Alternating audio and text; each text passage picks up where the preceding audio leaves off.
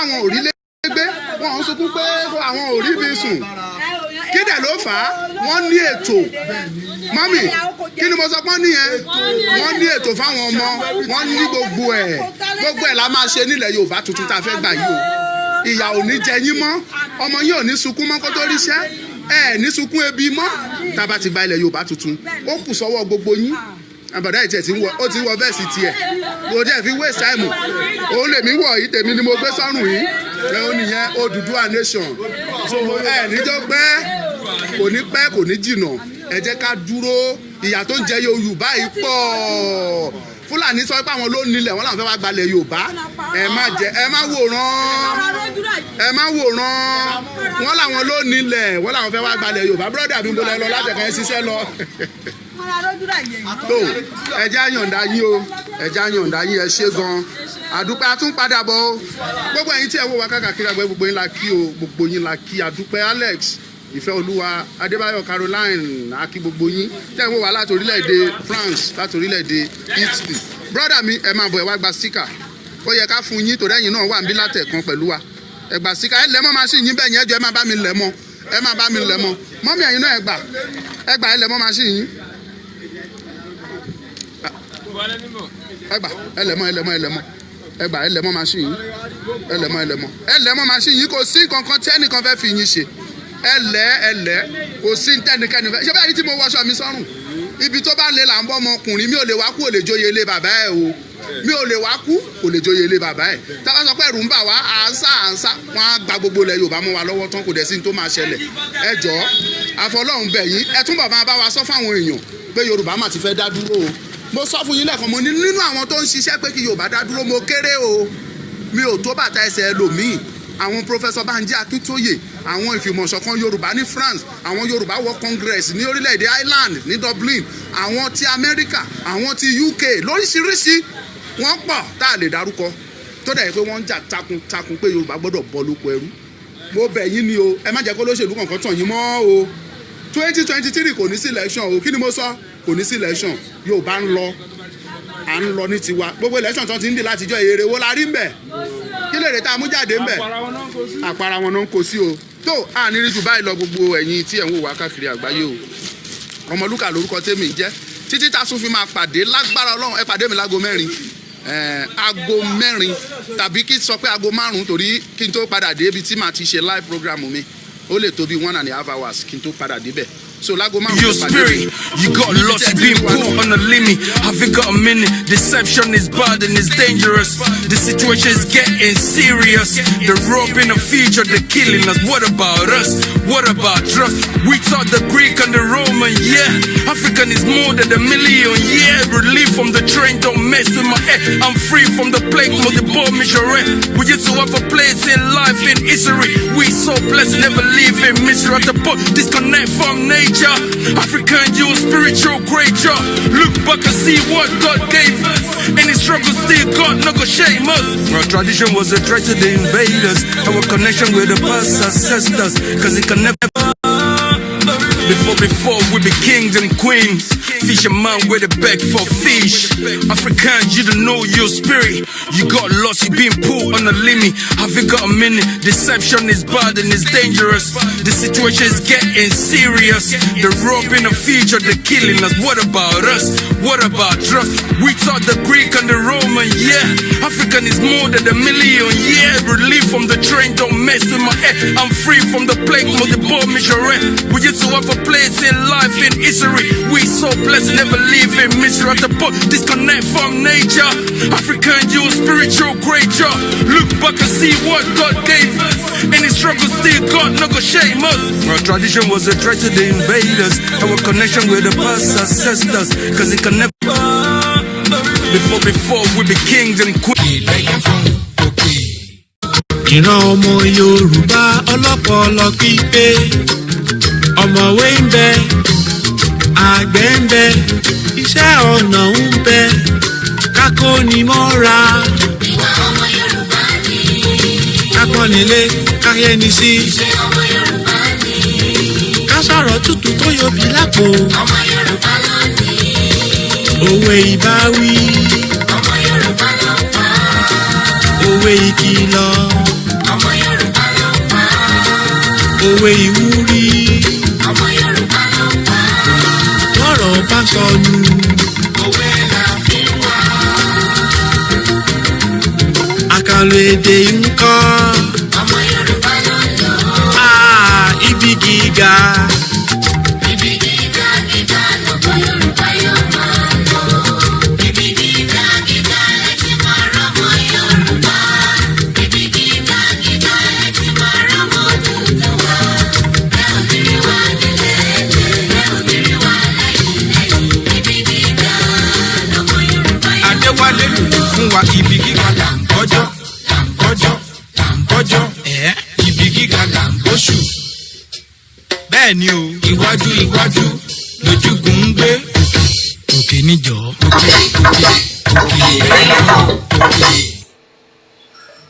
And a very good afternoon and welcome to the 4th day of January 2021. I welcome each and every one of us onto the first broadcast of the year. My name is Olayomi Koiki, and I'd like to first appreciate each and every one of us, old and young, wherever we are based. I'd like to say kudos to Victor Omoluka for taking the campaign of the Yoruba awareness and the total self-determination to those within each area where we've just watched it earlier on. Mo kí gbogbo wa lẹ́ẹ̀kan sí pé a káàbọ̀ sórí ètò. A lot of people are still doubting. It does not make any difference. Why some of us are waiting for what next? It's okay. Why some are still wrangling? It's okay. Why some are still hoping that nothing is going to happen? It is also okay. I give kudos to our father, Professor Banji Akintoye. From what I heard of him over the weekend, at 80 plus, you wonder why he's doing what he's doing. For what purpose? He could have said it's got nothing to do when it comes to the Yoruba self-determination.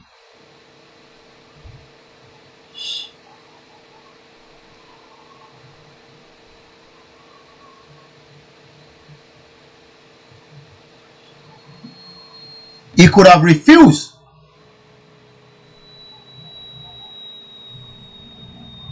to be involved at all, but he knows that the Yoruba's potential has been locked within the confinement of where we found ourselves. Let's go straight to our anthem and then we come back onto the broadcast.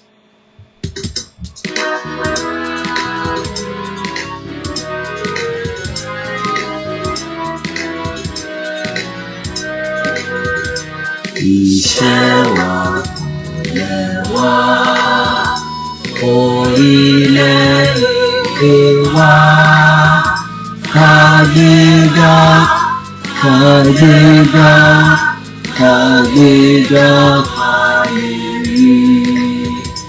Ìgbàgbọ́ tàbí pé àti dẹ́rù làbọ̀ mọ́. Ká ṣiṣẹ́, ká ṣiṣẹ́, ká ṣiṣẹ́, ká dọ̀la. Ìṣọ̀kan àtòmìnira, ẹ jẹ́ ká máa lépa. Tẹ̀síwájú, ọ̀pọ̀ ire àtòhun tó dára.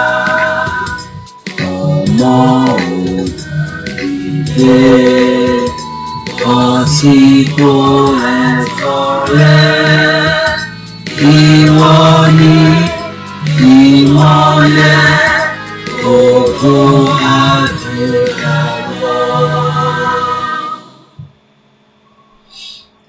bí wọ́n bá ń wo bàbá wa Akintoye tí mo fi tọ̀wọ̀tọ̀wọ̀ dárúkọ,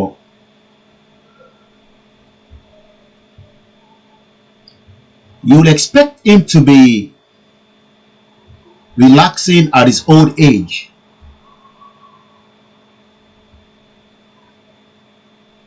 Because he has achieved everything a man can think of.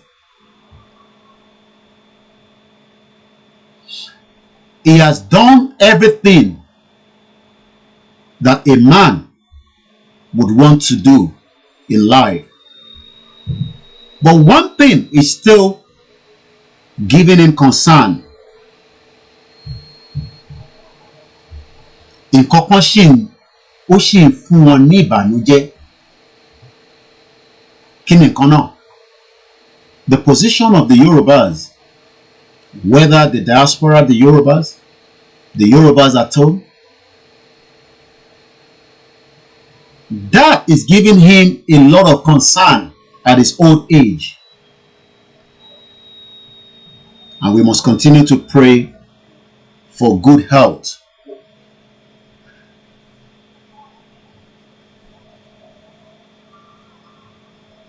Àwa tá jẹ́ ọmọdé gan, àmọ́ bí tí ara ń kù sí pẹ̀lú iṣẹ́ tá gbé dání. Bọ̀ kí ni ká ti wá pé ti bàbá wa Akintoye, that believes that the only thing that can liberate his people is for us to have our own independent nation called Yoruba nation. Some disagree with the name. Àwọn kan ní ká pè ní Oduduwa Republic, because some does not want the Oduduwa reflect in a freedom. So what prefer pé ká wà nínú kìnìún tá wà nínú ẹ̀ pẹ̀lú ìjọba Fúlàní. So people start taking a bit of side rather than looking at the bigger picture. Nígbà tí bàbá wa tó ń ṣe wàhálà tó tó yìí, sometimes 3 hours, 2 hours, tó bá pè wọ́n sórí interview, inú wa ń bi gbogbo àwa nísìn pé ìgbésẹ̀ wo ni wọ́n ń gbé tó ti ń sọ pé ó ti sú ẹ, tó ti ń complain pé àìtí reaction, tó ti ń complain pé ẹjọ́ tẹ̀ ń rò yìí ti pọ̀ jù. Ìgbésẹ̀ wo gan ni wọ́n ń gbé at your own age minus age tiẹ̀ pẹ̀lú bàbá yìí? Kọ́lọ̀ túbọ̀ lọ́rọ̀ ẹ̀mí wọn pẹ̀lú àwọn bàbá bẹ́ẹ̀ tí wọ́n ń ṣe wàhálà lábẹ́ lẹ́yìn bàbá wa.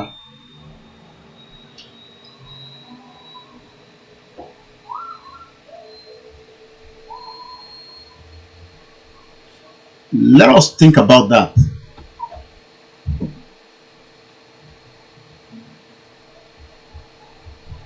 If a man in his 80s is bitter about the position of his people, ibi tó yẹ ká wà òun kan la wà.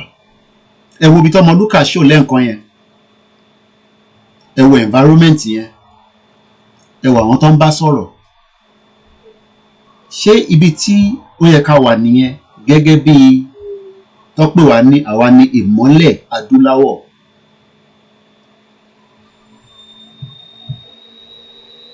But people are very quick to judge. Ariwo tẹ́ ń pa yóò ti tó. Wọ́n pa wá, wọ́n ṣe wá léṣe. Ẹlòmíà tábà lórí ètò yẹn, ẹlòmíà tún pè pé wọ́n ì tí gbọ́ níbì kan, ó wá rò pé responsibility tiwa nìkan ni. ẹlòmíà ní ẹjẹ́ alọ́jà bó ti gbàgbé pé ìta máa fi jà yẹn àní lọ́wọ́. ẹlòmíà ní ìjẹ́jọba máa fún wa láyè tó bá mú wa ṣèjọba ò ti mú yín mọ́lẹ̀ tẹ́lẹ̀.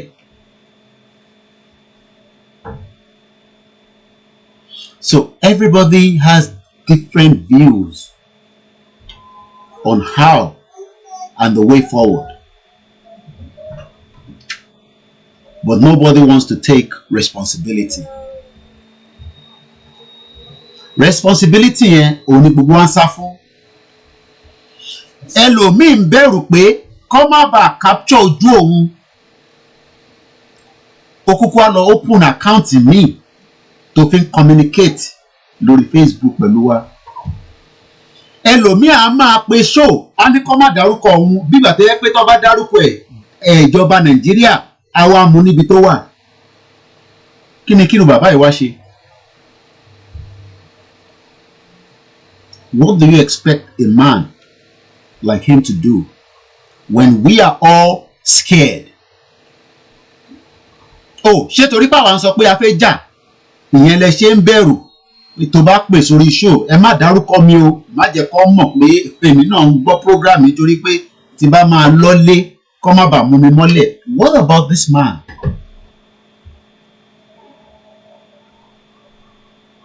What about him? Have you ever wake up in the morning and think about him? With the volume of task on his head. Have you thought about the rest of the other team and the rest of the different organization? Victor Taiwo, Agbekoya, different organization tó jẹ́ pé inú Nàìjíríà làwọn wà. Wọ́n kúrò nínú Nàìjíríà. Ǹjẹ́ yín ronú nípa wọn nígbà tẹ́yin tẹ́ wà níta tẹ́ bẹ̀rù?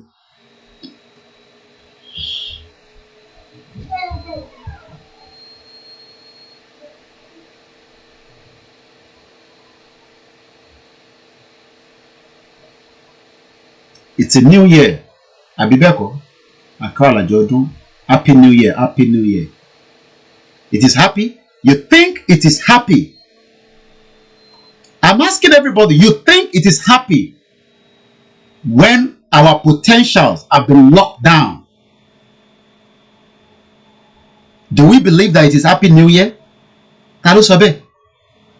Oh, because the dates have changed. So, does anything change on ground in Nigeria? Do you know how many people were killed last year? Yeah, àsìkò tí wọ́n tó ni, for negligence of a system that is meant to take care of them.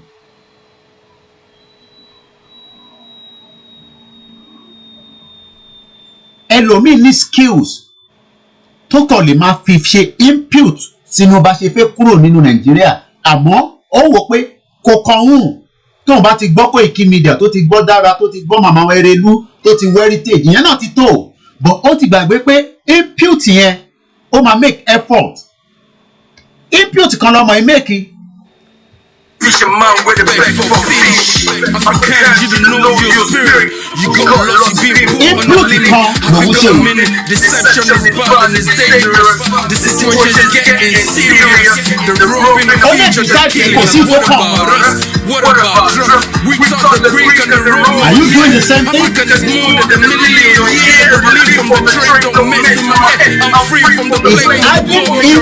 We just to our place in life. It's mobilization of the agitation. Disconnect from nature. African, you spiritual creature. Look back and see what God gave. In this represent. That's one input.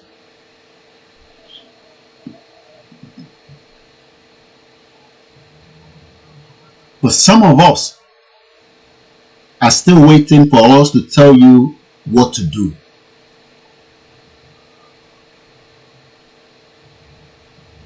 Some of us are still waiting to criticize. Wọ́n pa Yorùbá lójoojúmọ́, wọ́n pa Yorùbá. Kí lè ń ṣe gan?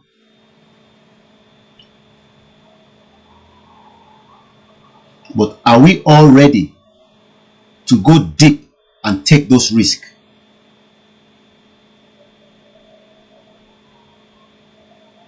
What are the risks? Kò sí nǹkan tó wà láyé tó ní risk. I was watching a documentary at about 9:30. Fún àǹfààní tó bá ń wo BBC. I do watch them even though I know they are biased. But because wọ́n ní tó ń pè ní input of network around the world, so they can switch to any part of the world because they have the source and the funding. Wọ́n wá ń show man tí ó jẹ́ the first black man l'Amẹ́ríkà tó ṣe face transparency fún. It was well at some point until another truck tó ti mọtí yó tó wá kọlù tí mọ́tò yẹn wá gbaná. Mọ́tò yẹn wá gbaná níbi tóun jókòó sí, nǹkan ṣe ó páàkì ní o, mọ́tò yẹn wá kọlù mọ́bẹ̀. Wọ́n wá ń show documentary yẹn lálẹ́ àná, just about 9:30. For those that must have watched it with me, maybe those that live in England, or maybe those in Scotland or Wales. On BBC 24 yesterday. Àwọn tó dẹ̀ ní network ní Nigeria náà fáwọn tó ń wo BBC. Maybe you will understand, what I'm talking about. But there's something I wanted to pick from the whole documentary. It was not more than half an hour. Ẹni tó rescue man yẹn nínú flame, the guy was already burning. Mọ́tò tó gba ìyẹn nǹkan kan ṣe yẹn. Wọ́n wá ń recapture how the two of them met again. He has done a transplant lóòótọ́, but ẹni tó rescue ẹ̀ kúrò nínú flame yẹn, the person that rescued him, they now met. The man was now asking the man that rescued this person that was completely burnt beyond recognition, just like Nigeria has burnt so many of us beyond recognition. Ẹlòmíì mú Nigerian passport dání kò ní value. Nigeria has burnt us beyond recognition. But I am now saying that how do we rescue us? When I say us, including myself, because like I always say to those I speak to at home, it does not make difference for those of us here, because that means if we refuse to do anything, ṣe go ba àwọn ọmọ yín, no, kò ṣe àwọn tèmi, kò ṣe ìtàn gbọ́ nìkan, ẹ̀yin náà lọ́mọ nílé, ẹ̀yin náà ní grandchildren. What is sọnù tẹ́ mọ̀? They are not going back home. That means your generation ó ti parẹ́ sílùú òyìnbó.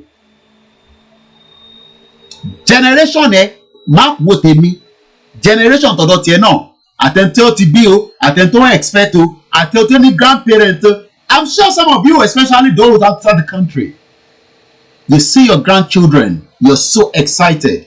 But have you ever thought whether they will ever go back home? Tẹ́yìn ò bá sí láyé mọ́. Have you thought of that? Pé kó tẹ̀ jí níjọ́ kan pé àwọn ọmọ tó ń wò láyìíkẹ́, will they ever go back home?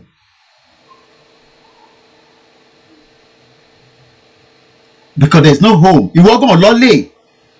Màmá yìí náà lọ́lé, bàbá yìí náà lọ́lé. Àwa youth náà ní sí, àwa kàn ń dọ́gbọ́n ni à ń fi wèrè pọ́tẹ̀ àbí tó bá lọ́lé ẹlòmíràn náà ọmọ Èkó ní irọ́ ni tí Fúlàní bá gbé ẹ mú. Tó o bá lọ dira, tó bá lọ sọ pé ọmọ Èkó ní ẹ, abẹ́ orí ẹ̀ dànù. Ẹlòmíràn ní money is in Nigeria. I can make so much money. Yeah, it's true. Because we have the numbers. Tó bá ṣe orange juice, wàá rẹ̀ ń tó máa rà. Tó bá ṣe gúgúrú, wàá rẹ̀ ń tó máa rà. Bọ̀jọ́ tó bá sick, Ọlọ́run jẹ́ olówó bíi Tinubu tó wà ní Paris nísìnyí tán fún ní treatment. Can you see that the system is not working? Ìyàwó Buhari jókòó sí Dubai, ó ń lọ́ọ̀bù Nàìjíríà láti Dubai bí àṣà máyégún. I was watching my brother on Saturday. Those that love Nigeria, they are loving Nigeria from the diaspora. And those in Nigeria are still making their way out to escape. So let's come back to this young man that was in this ghastly, nasty accident of not his own fault. But somebody to Timothy ó dàbí ọ̀rọ̀ tí Fúlàní nísìn tá à ń fàbọ̀ tẹ́lómi ní ọ̀rọ̀ tẹ́ ń sọ yìí ti tó ẹja dá wàhálà sílẹ̀.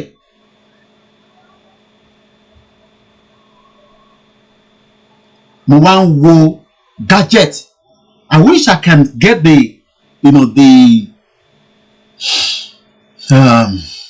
I'll see if I can get it up just for you to see. Ó dùn mí tí mo tẹ̀ record ẹ̀ lánàá, but I was just, you will see that in the last 2-3 few days after the last broadcast,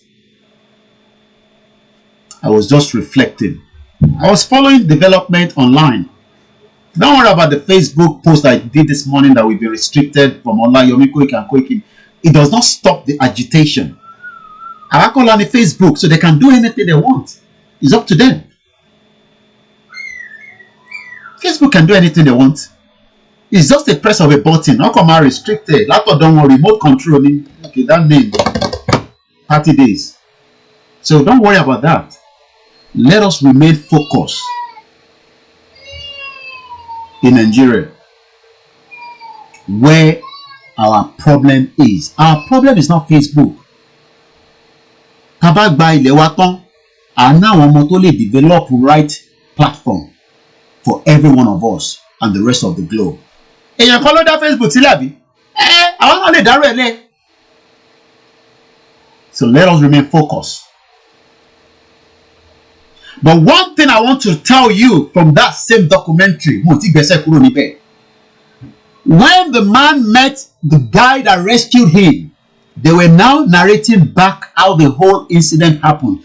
Do you know that the man that was getting burnt, TRM melt, nígbà tí ẹni tó fẹ́ rescue, when the man actually got to the vehicle, the man that took his risk, he took his own risk of not caring whether the car, which eventually the car exploded.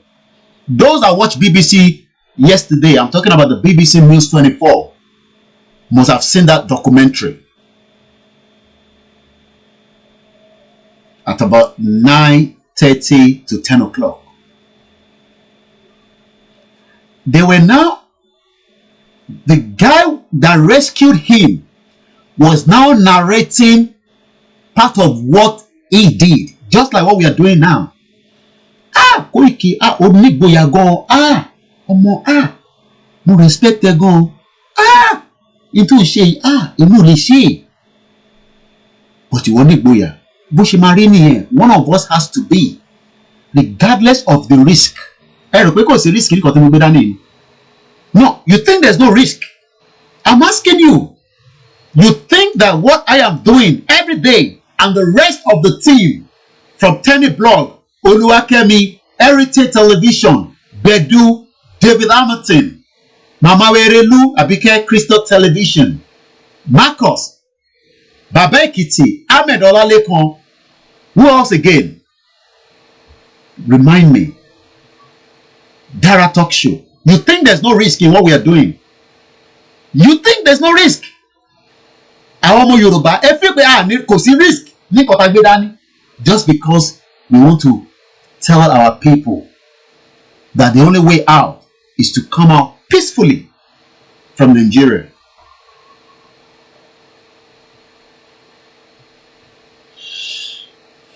Still going back to the documentary.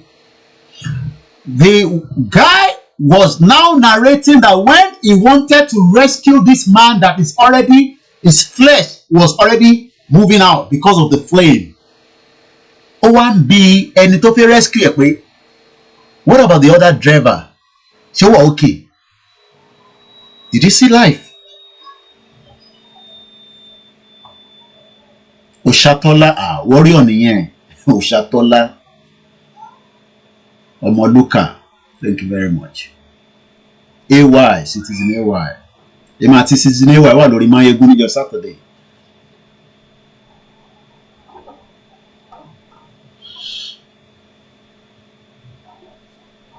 The guy was asking Entofe rescue. What happened? Driver tó mọtí yó tó kọlù, òun wá bí pé ṣé wà okay? Just like some of you are still doubting that whether shawalawa okay. I see comments sometimes. Especially those on Instagram. I think they have a different mindset. I hope today Edmond's page is back because I was told it came down. To about if you video 20 seconds, 30 seconds. Hey, that guy is in London, is mad. He's crazy. Yeah, I'm crazy, but at least I look fresh. I am comfortable. I don't have to have enough. But I'm worried about the next generation.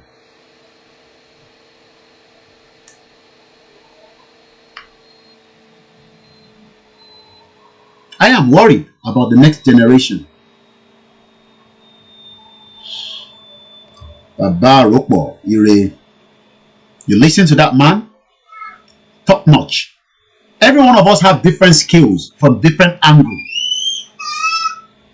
And rántí ìgbà tí Citizenry tó gbọ́rọ̀ constitution tó gbé ó fẹ́ lè fẹ́ gbé mọ́ nǹkan mi. Some of you, you don't really know me. Ọ̀rọ̀ constitution la gbé dání ni. I hope now that after the 16th of December proclamation, tí bàbá wa náà fọwọ́ sí, everybody has kept quiet. But yes, constitution any problem. Here constitution like that, and I feel in Nigeria, Citizenry, you keep talking about constitution. Share a constitution. You see, we are too quick. I have said it. That shit hole is a big elephant at the mapa from different source. But ẹni tó máa pa tó ní gbérí mọ́ òun láì tí mọ̀ láàrin gbogbo wa. Adéjọkẹ́ Ọmọọba, and my other beautiful sister, what's her name again? Tó ń ṣiṣẹ́ gbogbo àwọn Odùduwà TV concern Yoruba, wọ́n ti kó gbọ́n together. Quite a lot of the presenters on that platform. Ẹni tó máa pa elephant yẹn tó ní gbérí mọ́ òun láì tí mọ̀. Ó lè jẹ́ lára àwọn tẹ́ ń wò wá. Ẹ kàn máa fún wa ní one solid information kan á dẹ̀ shut down the whole network.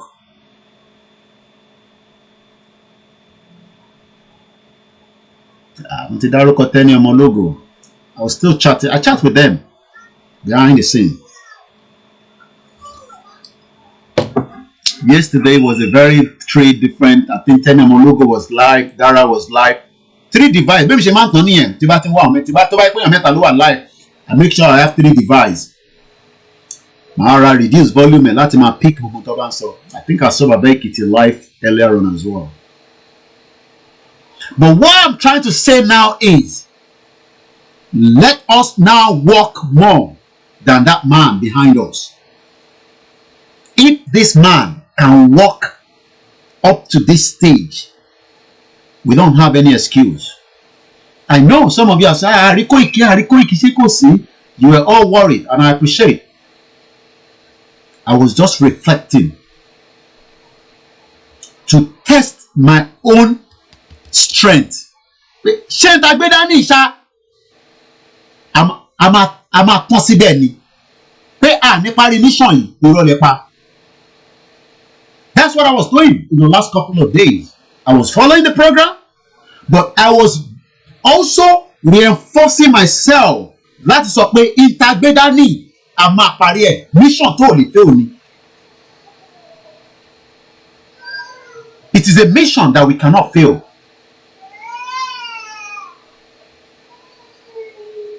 Yeah. Some people don't share. Some people cannot be bothered. I have said it, whether you like it or not. I won't need problem with Biafra. But some of you have problem with them. Simon Ekpa will come live. 3-4 minutes is already 1.k view. 1.4k view. Wọ́n sọ fún ọmọ Igbo pé kó ṣe máa share broadcast. Ó ti mọ̀ pé part of their own job nìyẹn. Nítorí pé ó mọ̀ pé Simon Ekpa is taking the risk. Ẹ̀yin ò tí mọ̀ káwọn take risk. Abi? So why bother? Share the broadcast. Simon Ekpa comes live in 4 minutes, 1.3k view. Kò tí bẹ̀rẹ̀ tó 1.3k view because àwọn èèyàn mọ̀ pé tó fẹ́ jáde lẹ́nu ẹ̀ tó fẹ́ liberate wọn ni. So he doesn't have to be telling them share the broadcast.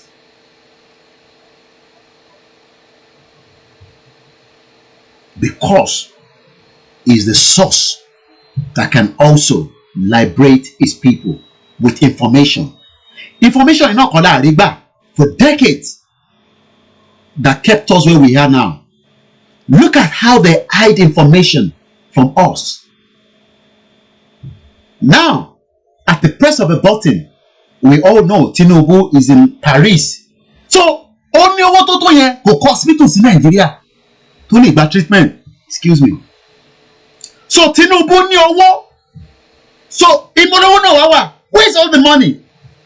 Because some of you have accused us that at $16,000, he will pay us. But the same man cannot pay himself to build a good hospital in Lagos.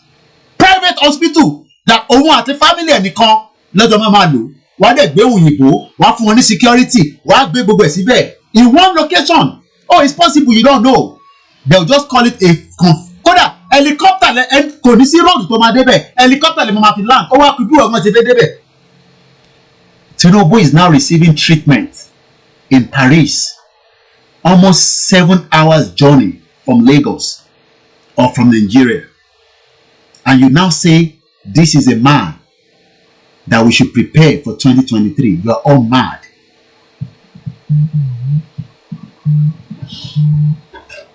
More Lori show ni si ma pe padà later. All right.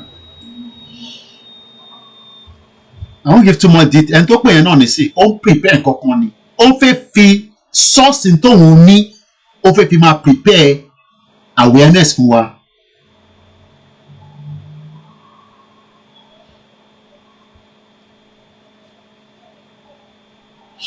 Once again, a very good afternoon. The 4th of January 2021, sorry. The time is exactly 14:36.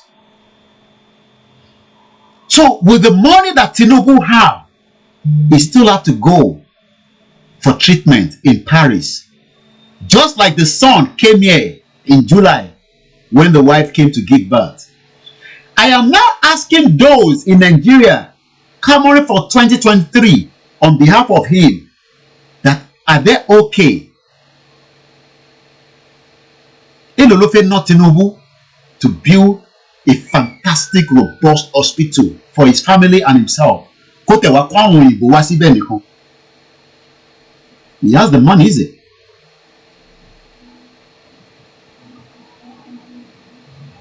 It is time for us to scale up.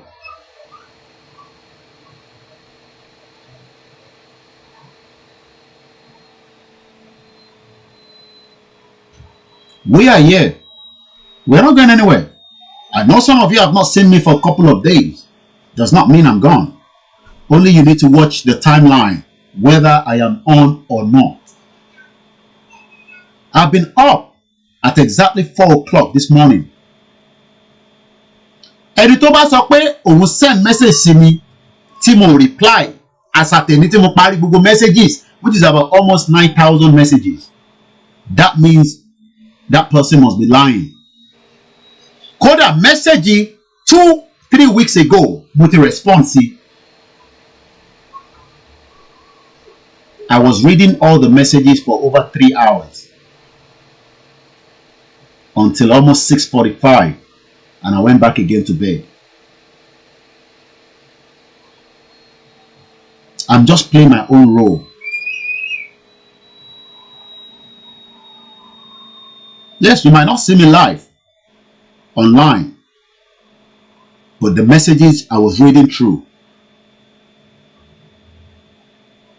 and everybody will have seen that. And don't send message totally only to pé ṣé bọ̀bọ̀ yìí máa reply.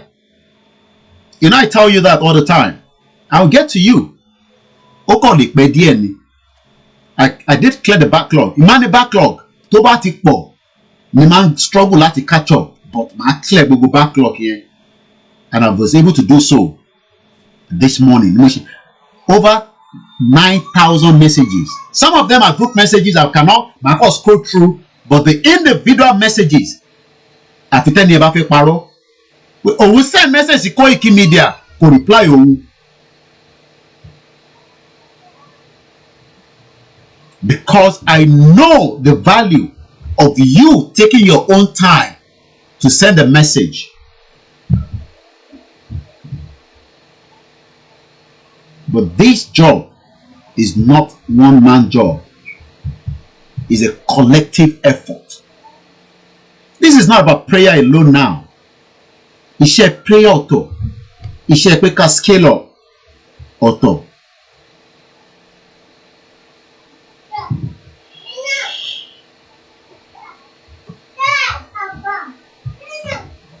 The politicians know that something is brewing, and we are preparing our people's mind against 2023. And they are sitting down with consultant on consortium or whatever they call their name. But how do we stop this from happening?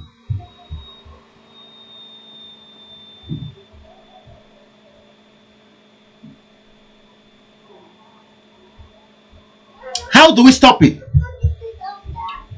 How do we stop? That's what the politicians are thinking. How do we stop? And there are so many ways they can stop it. The first thing they can do, which is the evil one, can eliminate our own sorrow. They can do that. Oh, that is the first option on the table for them. The second option is the Fulani that are coming down. The third options are the Yoruba politicians fighting for their own interest as against our own interest. They will speak all kind of grammar to present to you why Nigeria will be great again. But will be great when Tinubu can travel to Paris for medical care. That is the Nigeria they expect you to be great. Where Aisha Buhari is now living in Dubai, and even Dubai did a green, white, green on Verge Khalifa, knowing that Aisha Buhari is in Dubai on New Year's Eve. No, you didn't know. You didn't see that.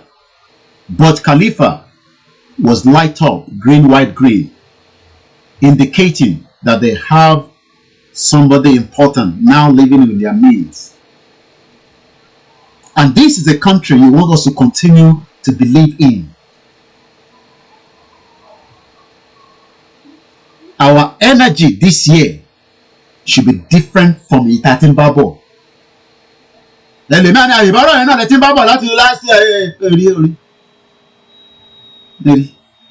Teba was series of film, especially in Nigeria. What like àwọn Mexicana film yẹn. There's so much love in that. One day was series here, yeah, me 200. But now, all the time I saw this, what is so ye? Ẹlòmíì ti so, ẹlòmíì shut up. Kí lẹ sọ lẹ́nu? Ẹ sọ̀bọ̀ láti joy. Ẹ kàn sọ̀rọ̀. Rí kankan, reaction. Àwọn tó wà lẹ́nu ń sọ bẹ́ẹ̀, ẹ tó wà kan sọ bẹ́ẹ̀.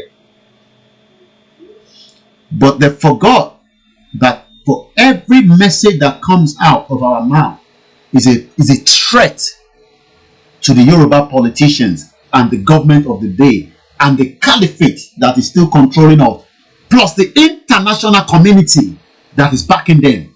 I don't care which one of them. Doesn't matter. Britain, France, Germany, America, it doesn't make any difference.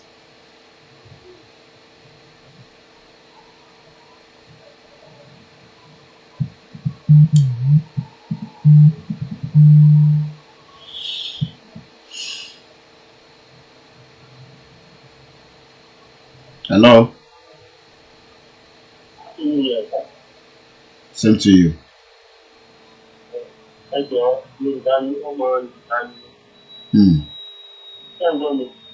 Mo wà lórí ètò ṣe wà where? All right.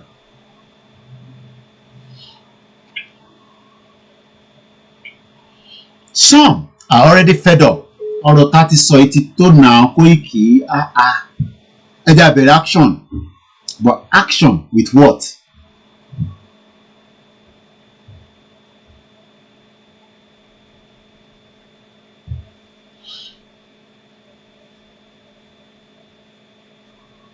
Action with what?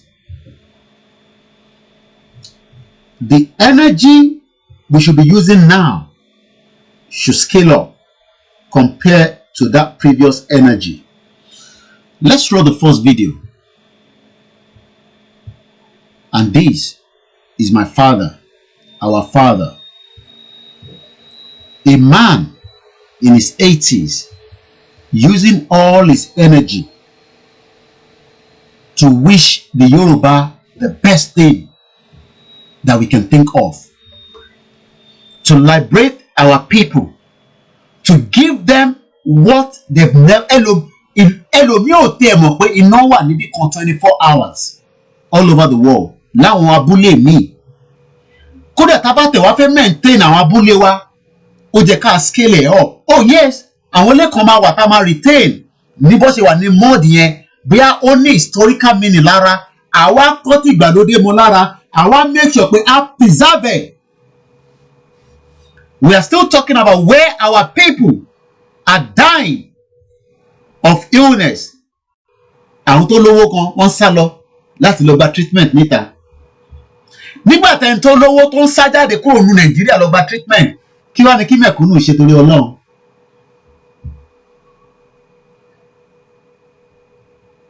Kí ni kí mẹ̀kúnnù ṣe?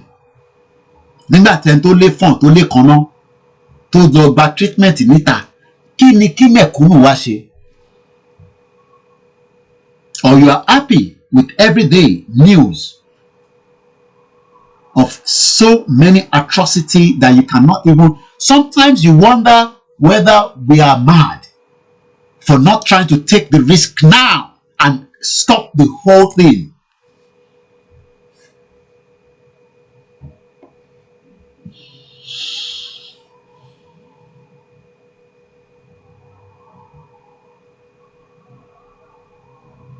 Some of you will definitely not travel, but you can use your skills to engage your colleagues at the location where you are now. Oh, you don't know that? Oh, you don't know that you can talk to your atini editor pé ní ìlú kan tí n kì má dárúkọ ìlú yẹn, ará abiṣẹ́ ló fún wa ní inside information kan tó lọ Nàìjíríà. Gbogbo ilé ṣiṣẹ́ in different places, especially those of you that work in a white man or woman environment. It might be just one information. Only the container kan ló ń gbé lọ. Look at my hotel. Ní mọ̀ nǹkan tí wọ́n fight if I can mention it pé, do you know that container going? It has something in there. Like what? It becomes a thing just ṣiṣẹ́ o. I got the information ilé lọ́wọ́. But because you are thinking that this agitation is only from the media side, it does not concern you as long as you love the way we are talking.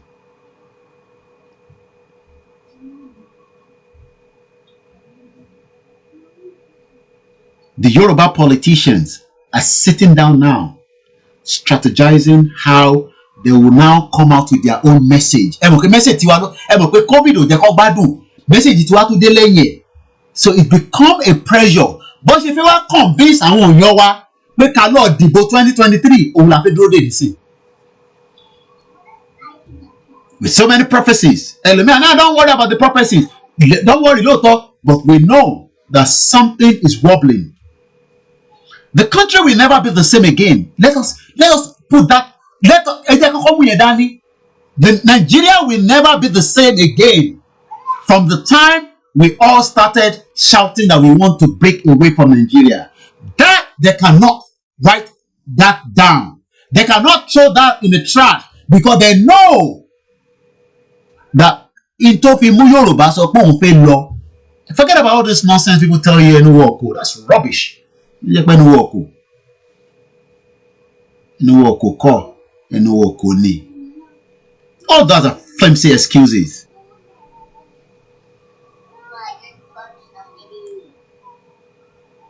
That's right. Action, but no resources.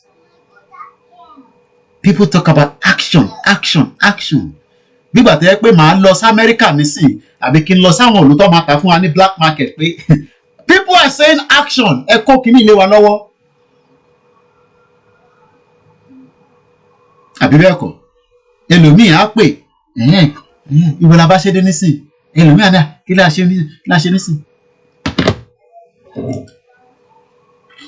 And if we do not have that action, then let us mobilize our people and prepare them for the worst case scenario.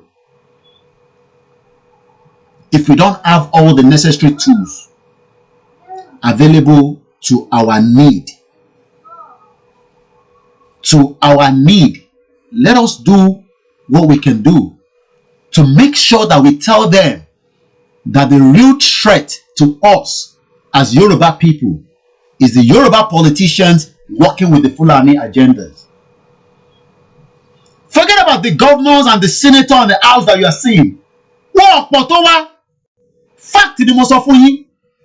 But they are thinking that àwọn happy military ṣẹ́rọ́ ọlọ́pàá Nàìjíríà ó máa sá tí wàhálà bá dé. Fact ni mo lè gbọ́ lẹ́nu mi yẹn.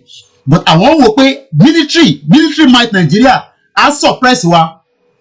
That's if we are going through that route. But if I go through that route, let's mobilize our people against them.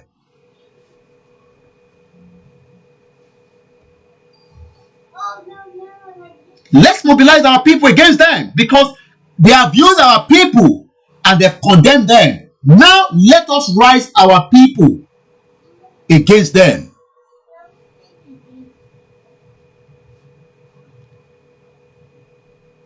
It can be done. Oh, it can be done. Into possible ni. Kò ń ṣe pé ó dìgbà tá a bá ń pariwo. Ìyẹn mo ṣe sọ pé gbogbo akọ́la máa láǹfààní láti rìnrìn àjò yẹn. And we understand that. Oh, I'm not going to blame anybody if you cannot make it down.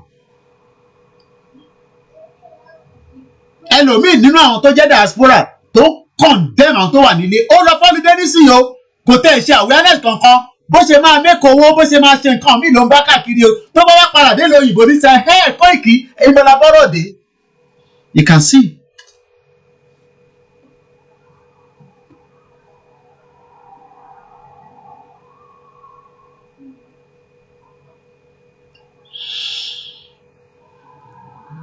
We won't hold election in 2023. Nigeria is going to be hot this year. Regardless of your own take. Things will not be the same. I understand some of you are scared. You are scared of why we are saying that Nigeria should break. But you are not scared the way Nigeria is. Abibeko. You are not scared the way Nigeria is presently. But you are scared because we are saying we should break away from Nigeria. Put money in GoFundMe. They refuse. Support Baba with money. They refuse. Support all different platforms that need money. Oh, you think we don't need money? I think Baba mentioned something of such in one of the videos. Let's roll the first one. I'm going to mute my mic. Maybe some of you watched the program on Saturday or not. I was able to take some few bits. Just using my mobile phone. And you know, if you have two phones, capture 30 seconds here, can send it. So that you don't have to watch the whole 1 hour, 3 hours. That is part of our responsibility. Election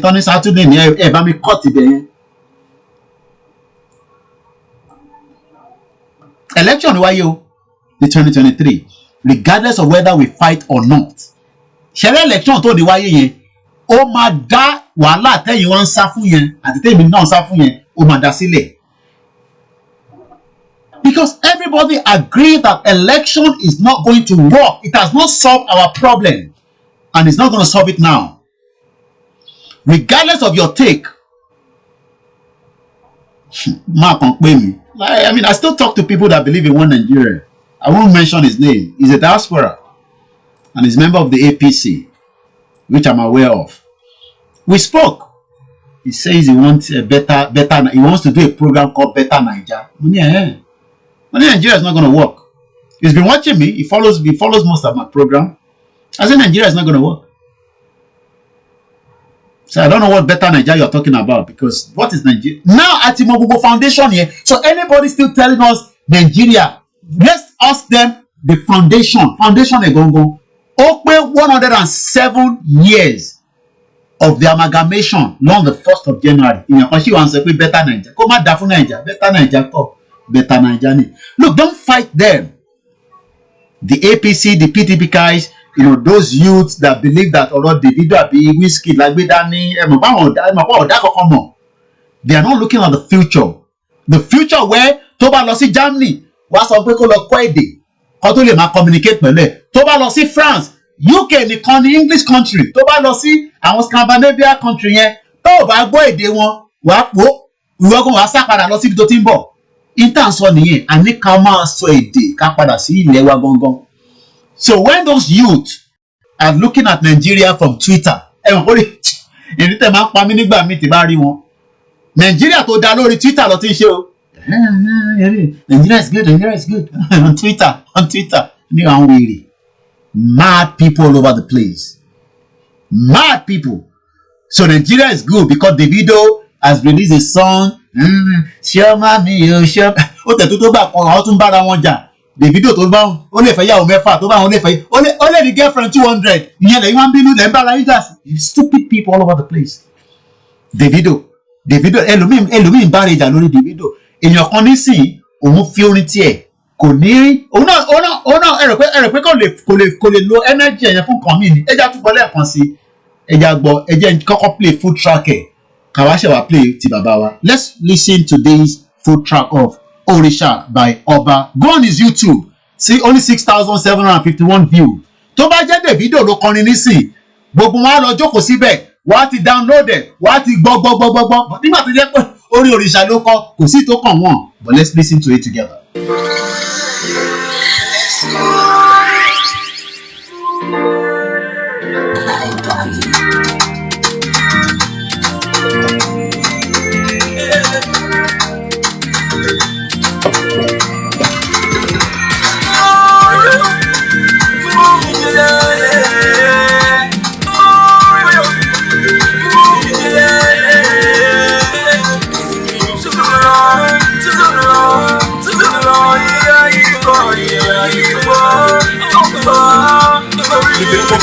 With the kings and the queens, fisherman with a bag for fish. Africans, you don't know your spirit. You got lost, you being put on the limit. Have you got a minute? Deception is bad and it's dangerous. The situation is getting serious. The rope in the future, the killing. What about us? What about us? We talk the Greek and the Roman, yeah. Africa is more than a million, yeah. Release from the trade, don't mess with my head. I'm free from the blame of the bomb. We just saw a place in life in Israel. We so blessed and never leave in miserable. Disconnect from nature. African, you spiritual creature. Look back and see what God gave us. In this representing God, never shame us. Tradition was the first invaders. Our connection with the ancestors. Cause it can never be replaced like asbestos. And if it's slipping for too long, you better wake up. Our tradition was the first invaders. Our connection with the ancestors. You can never be replaced like asbestos. If it's slipping for too long, you better wake up. Oh, you move me down. Oh, you move me down. It's been too long.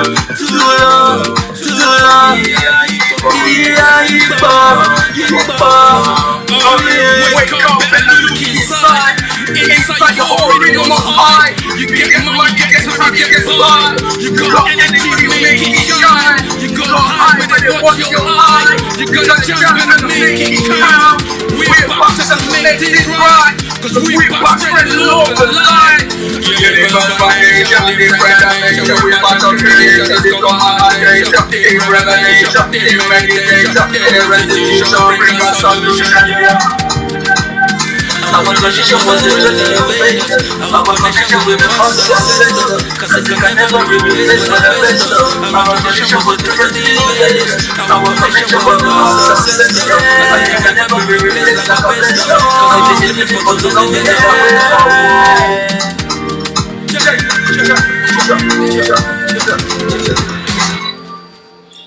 We've been sleeping for too long. Let's go straight to Professor Banji Akintoye.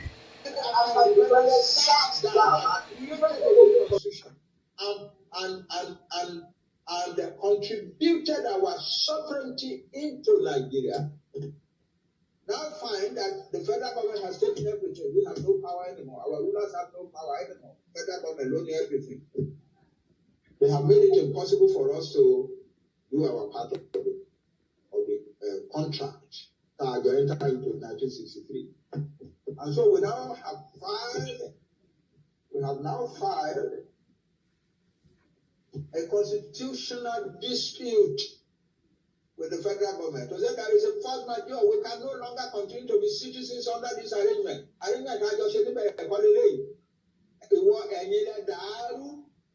Therefore, you have created for us a reason for not wanting to be under it anymore.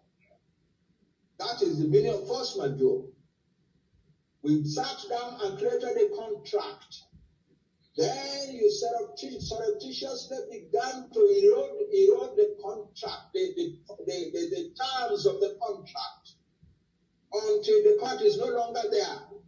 Therefore, we are no longer bound to be with you. That's it. So that's what we have filed, and we have filed it with the United Nations.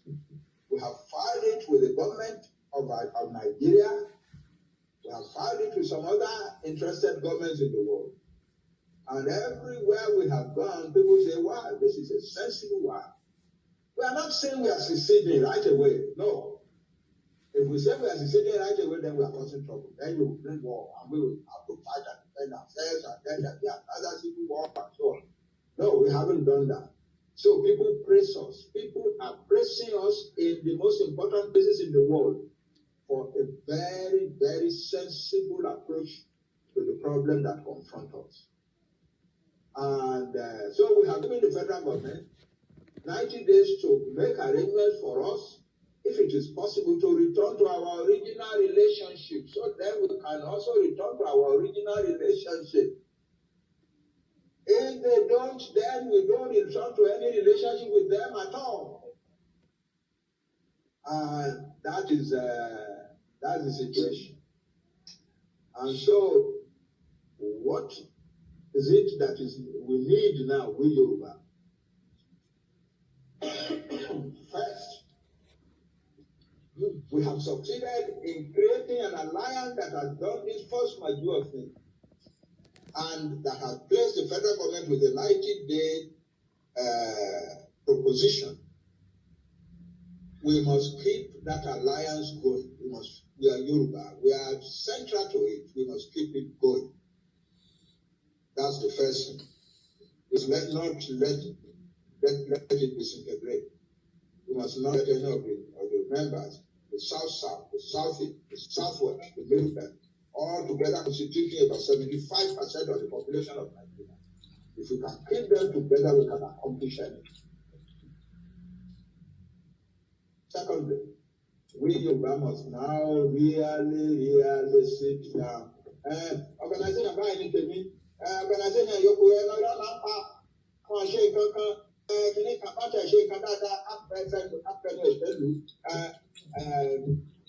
World Congress,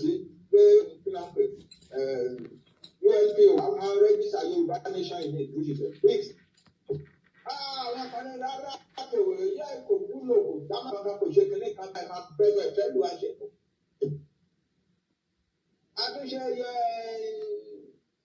First, my dear, let me tell you to publish. What to do better? Who are they? Who are going to come? Jack, I stop with one. Gbogbo tá a bá lè dá tá a máa stop ẹ jẹ́ ká ṣe a nídìí láti bá àwọn tó ń ṣe wọ̀nyẹn jà nǹkan tá a nídìí láti ṣe sí wọn ni ká bẹ̀ wọ́n pé kán jọ ẹ jẹ́ ká gba Yorùbá yìí sílẹ̀ ẹ má máa ṣe bíi pé ọ̀tá Yorùbá ni yín because ẹ kì í ṣọ̀tá Yorùbá Ọlọ́run ò dá yín lọ́tá Yorùbá Ọlọ́run dá yín ọmọ Yorùbá ọmọ ní ò kì í ṣọ̀tá yín àgbẹ̀dá yín láti bẹ̀rẹ̀.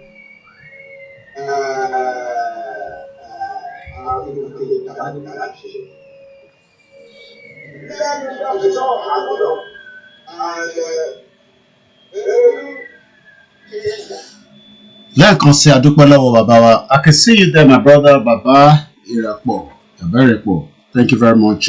Welcome on board. Energy wa ó láti increase. The tempo should be increased.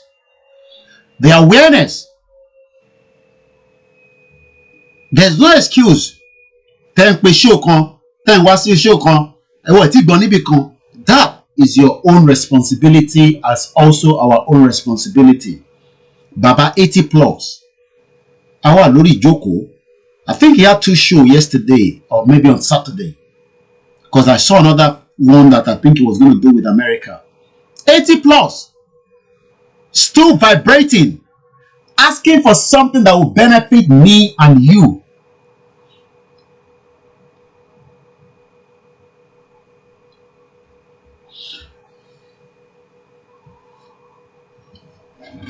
Oh yes. People will say, we've not seen much of what should be done. Quick to compare with the Biafra.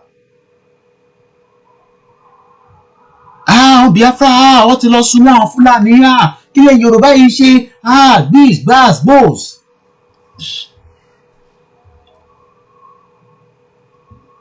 But they forgot to remember that.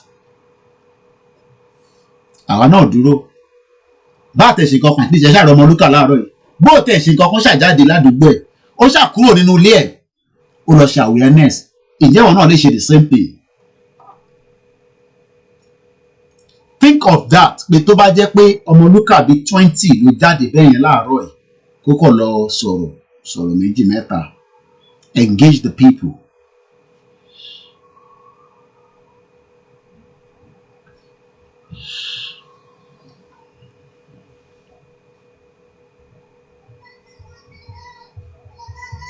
Nigeria will go down. That does not even need prophecies, because we've seen the indexes of the country that has failed woefully. Tọ́ba sọ pé ìlú tó fail woefully only Nigeria. Whether we show you any news of good, bad, is there to see.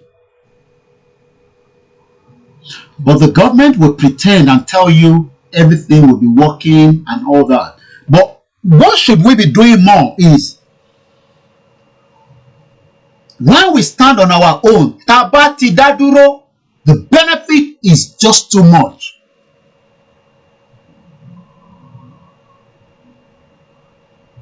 Mo gbọ́ audio kan láti màmá wa kan ní Saudi, crying, ọlọ́mọ mẹ́rin nílé.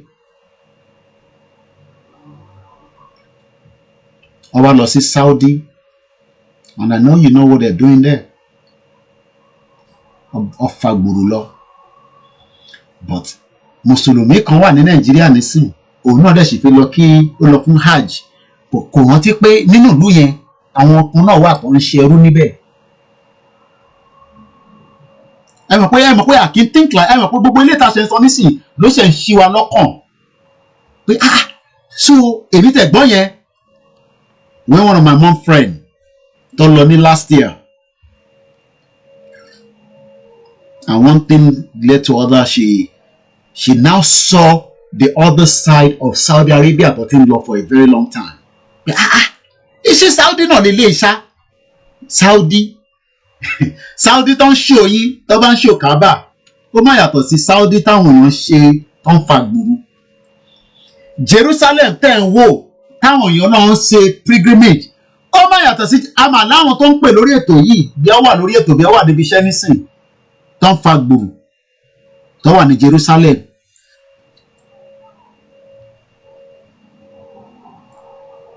But because tó bá ti bẹ̀rẹ̀ sí í ṣètò à ń lọ sí Mecca, à ń lọ Jerusalem ní Nàìjíríà, ẹlòmíì ò tẹ́ ẹ mọ̀ pé wọ́n ń jìyà nílùú yẹn tó jẹ́ àwọn ọmọ tiwa gangan.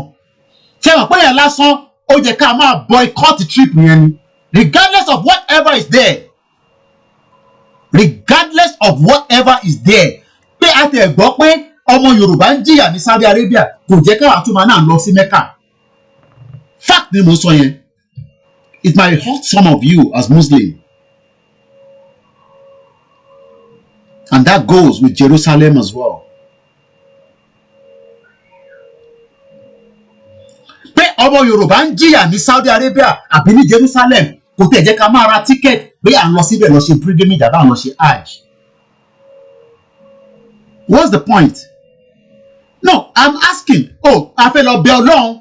Àwa fẹ́ lọ bẹ Ọlọ́run fúnra wa. Àmọ́ ọmọ Yorùbá wà níbẹ̀ tó ń ṣẹrú.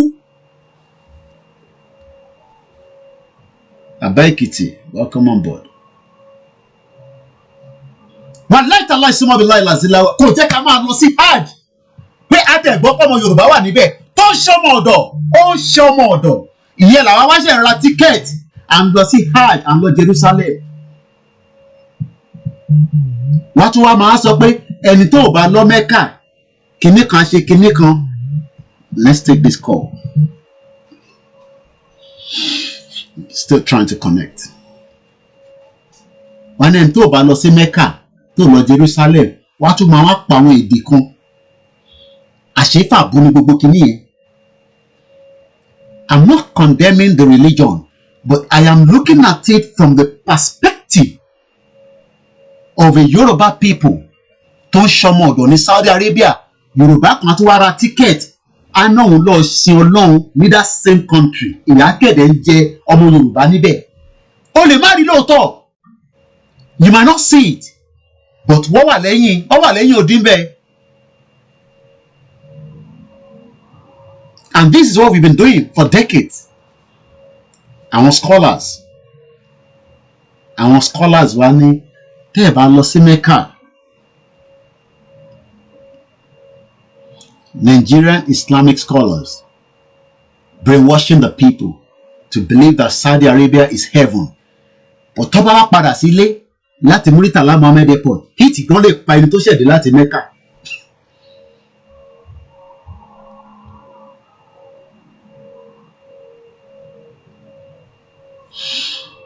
If Nigeria was working,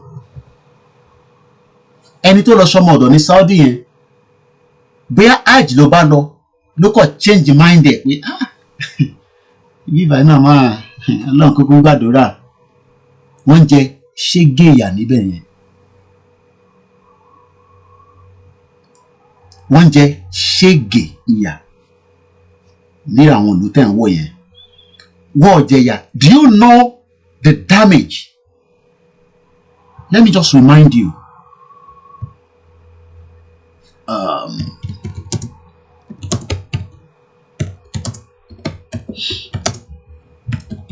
Mo rántí orúkọ ẹ̀ mo dẹ̀ fi mention ẹ̀, but mo mọ̀ pé ẹ ṣe sùúrù bàbá Èkìtì. I want to show us something. Do you know how this man was killed? Ǹjẹ́ mo bọ́ ṣe pa máa ń ṣá? Jamal Khashoggi. Do you know how he was killed? By that same Saudi Arabia. Táwa wá gbé gẹ́gẹ́gẹ́gẹ́gẹ́gẹ́gẹ́. As Yoruba people. He was killed in the Saudi Arabia embassy ní Turkey. Wọ́n pa sínú embassy.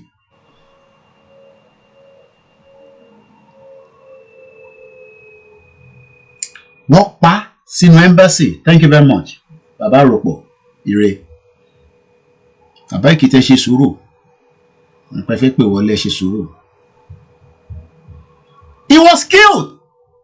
Now the question is that not an Islamic country? Who gave the order of his assassination, October 18? The news went round the world. Wọ́n kọ́kọ́ deny ẹ̀. Wọ́n sọ pé ó jáde nínú embassy. Àṣewọ́ wọṣọ tiẹ̀ jáde. Wọ́n disguise ẹlòmíì jáde. Ó kẹ̀dẹ̀ ti pa sínú embassy wọn. Inú embassy Saudi Arabia lọ pa sí onítọ́kì. Ìjọ ǹjẹ́ ìmọ̀ ọmọ Yorùbá tó ti pa sí Saudi Arabia lè mọ̀ because kò kàn yín pàtó ń ṣe family wa. Why are we saying all this? It's just for the Yoruba people to look to the future. Ẹni tó lọ sí Saudi yẹn ó ṣeéṣe pé ó wù kó padà but ó wò pé kí ló máa padà lọ bá. Why should I go back? But ó ti gbàgbé pé ìlú tó wù wà kò ń ṣe ìlú ẹ̀. And that means it gives the opportunity of that country to abuse them. Ọkùnrin ni obìnrin ni. We have opened the room for them to abuse us. Ẹlòmíì ló ṣe wá jẹ́ Saudi ló fi ṣàpèjúwe. Ẹ jẹ́ àpadà wá sí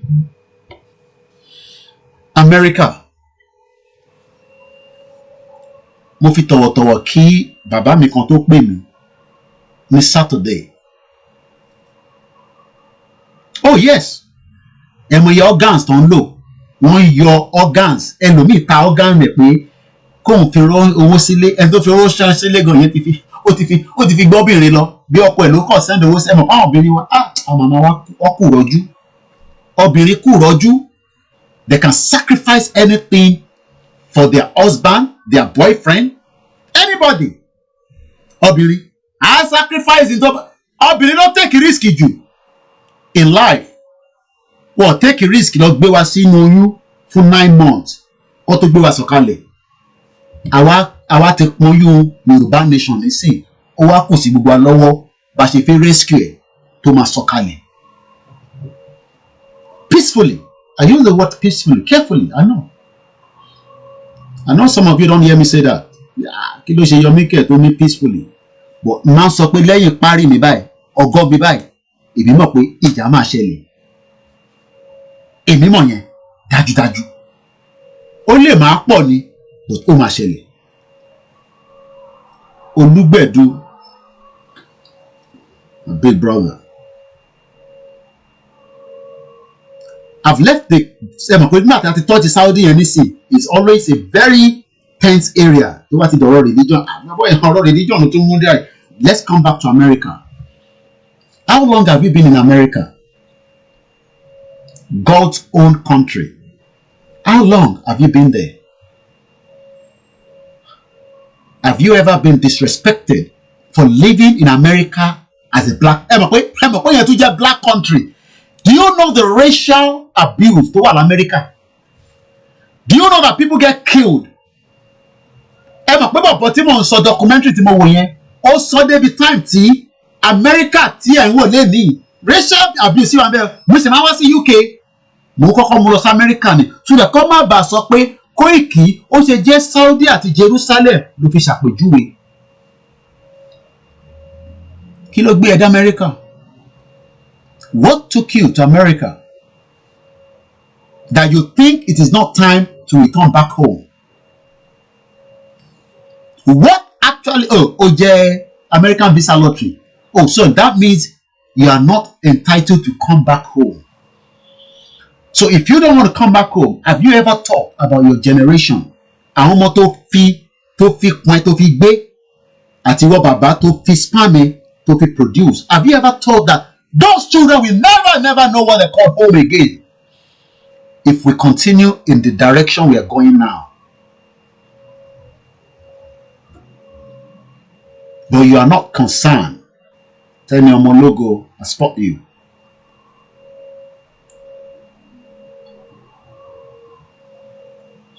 That America that we all love so much, God-owned country,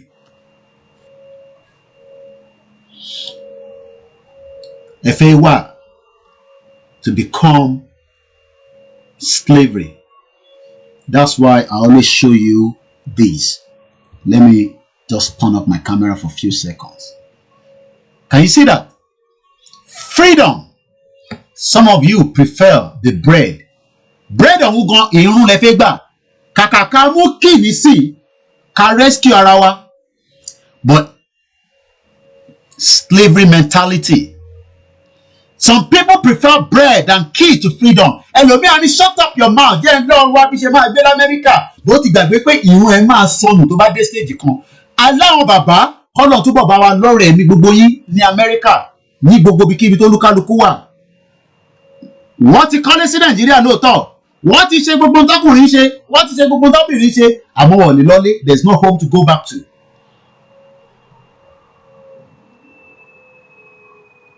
Northerners, I want to read that comment from my brother there. Bode, Northerners or Fulanis believe in military might, but they are joking. Oòduà or Yoruba self-determination will prevail. Láṣẹ Èdùmàrè. Ìtọ́ gbójúlé nìyẹn. Ìtàwọn Yorùbá politician gbójúlé nìyẹn pé military back wọn. Bàbá wa ti sọ pé àníjà á fi ọgbọ́n tí Yorùbá lọ ni. Bó dẹ̀ ṣe máa rí nìyẹn. Àmọ́ ká lọ máa gbáradì.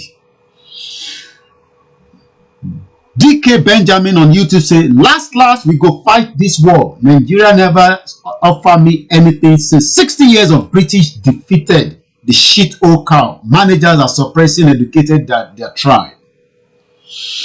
Thank you very much, everyone. Maureen, Mamami, Ellen, Eshegoni.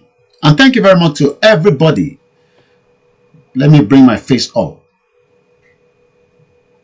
All your contribution is going well. We appreciate it. Mọ̀ pé lómi tó bá ti dọ̀rọ̀ owó nísìn fi gbọ́ Koiki tó ń sọ̀rọ̀ owó. Èmi sọ fún yín, èmi á máa béèrè owó ní gbogbo gbà. Oh yes. Ẹ bá náà fi kọ́lé ni, but at least ó better kí n béèrè owó yẹn than kí àwọn tó ń squeeze èmi náà pé bàbá kí ló ń ṣẹlẹ̀. Àkókò fi jẹ pepper soup. Money is going to be needed. Even for the awareness. Let's leave the other side, the other angle. Ẹ ṣáà tí máa ń bù tí mo sọ yẹn.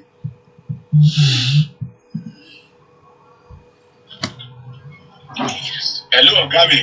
Ẹ̀gbọ́n sókè. Ẹ kú iṣẹ́. Ẹ kú ìfọ́mọ ènìyàn ṣe. À ń gbọ́ yín.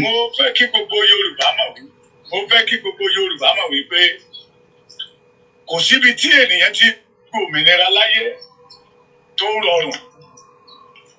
Torí ohun rere fẹ́ kàn ṣe òun tí a bá sọ wípé àní ń jagun kò dára bẹ́ẹ̀. Ṣùgbọ́n ó yẹ ká múra álẹ̀ pé bákan méjì ni tó wà níwájú wa yìí. Torí àwọn tó mú wa dání wọ́n mú wa dání ṣíṣíṣíṣí ni. Kì í dẹ̀ ṣe àwọn Fúlàní. Bẹ́ẹ̀ ni kì í ṣe Haúsá bí kò ṣe àwọn Yorùbá, àwọn ọmọ àlè Yorùbá, àwọn ọmọ àlè Yorùbá tó ń lo fìlà Awólọ́wọ̀ tó ń lo ìgò ojú Awólọ́wọ̀. That is why I call them fake cows. Tó dé wípé ẹ̀jẹ̀ náà mú ṣùgbọ́n wọn ní ìṣe Awólọ́wọ̀ lára. Àwọn yẹn gẹ́gẹ́ ló yẹ ká gbógun tì.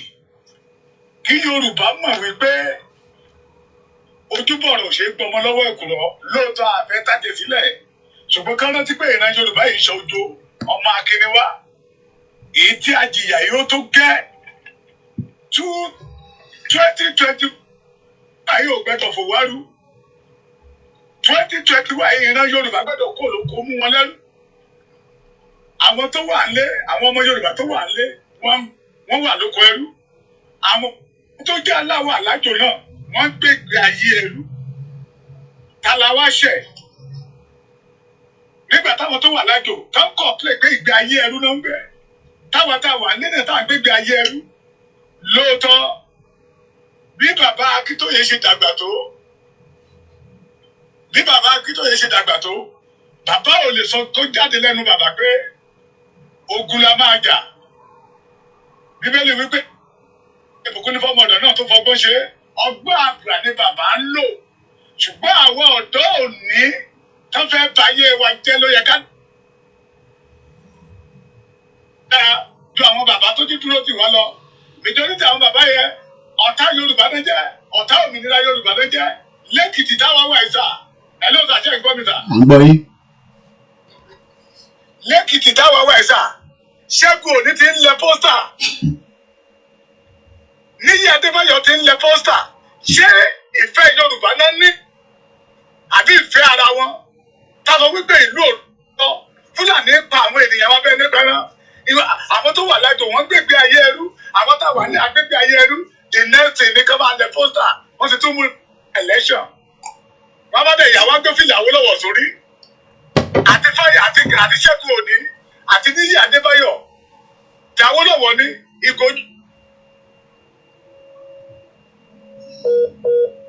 Network. Táwa lójú pé táwa ò bá ti tì wọ́n lẹ́yìn they are nothing.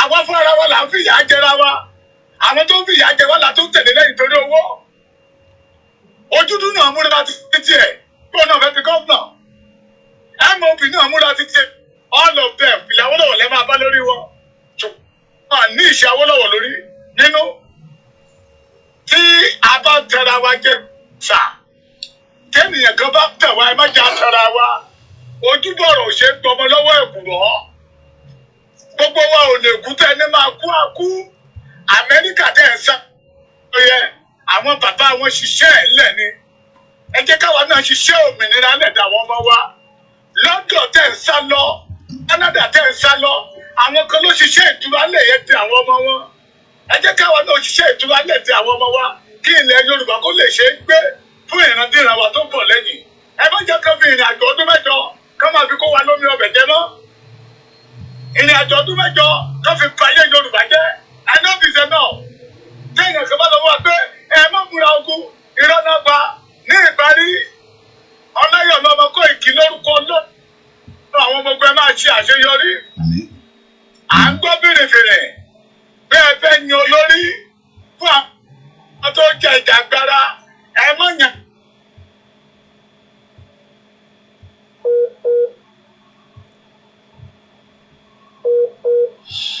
All right.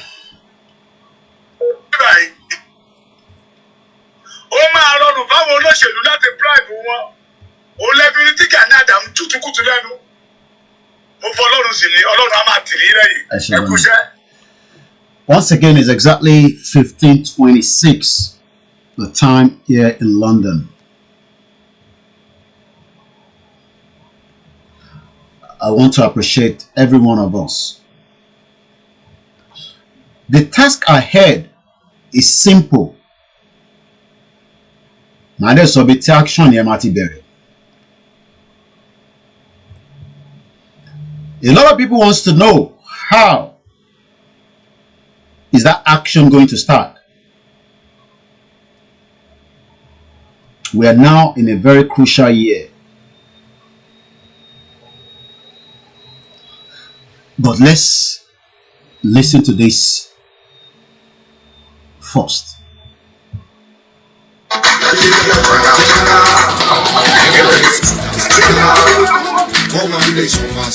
Anyone who knows not where the rain starts to beat him will never know where it stopped. The Nigeria 1999 Constitution is the poison pill killing Nigerians every day, bit by bit. Because inside this Nigeria 1999 Constitution, there are 68 federal exclusive items holding the key to our development and progress in Nigeria. And the Fulani-led federal government has deliberately denied Nigerians progress via the power of that 1999 Constitution. For instance, in the 68 items on that exclusive list, the federal government holds the exclusive right to provide the people with quality electricity, water, good roads, good health care, and schools. But in all of this, I'm sure you'll agree with me that the federal government has woefully failed us. Taking down that evil book of Lucifer is the key to our development and progress. It is either we turn off the tap from which the polluted water of bad governance runs, or we continue to mope in silence forever. Taking down the 1999 Constitution is a task that must be done. So come on, join us now with the Alliance Partners for the Movement of a New Nigeria, MNN, to kill the Nigeria 1999 Constitution.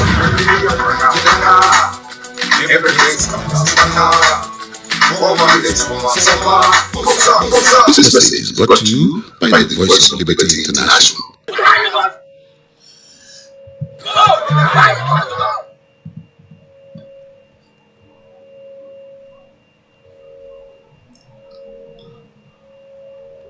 no program. No.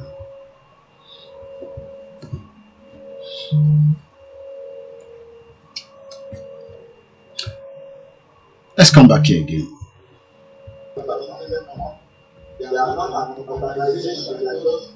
Young men and women who determine that the organization was moving forward. And they have created a giving them advice and democracy to imitate the English national flag, which is the English created in the early 20th century, which is now more than trillions of dollars. We use that one and use it. And it's a good secretary organization, I want to say that one is organization. They are just introducing young people, and I have promised them that I will help them to organize. I will be very able to get another big money, I will let the guys who have billions of dollars in that. So that you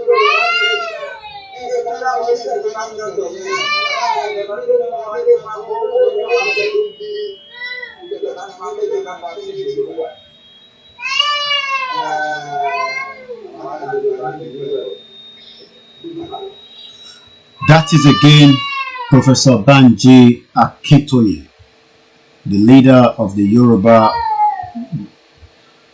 that will give all our support. Once again, Nigeria at the verge of breakup.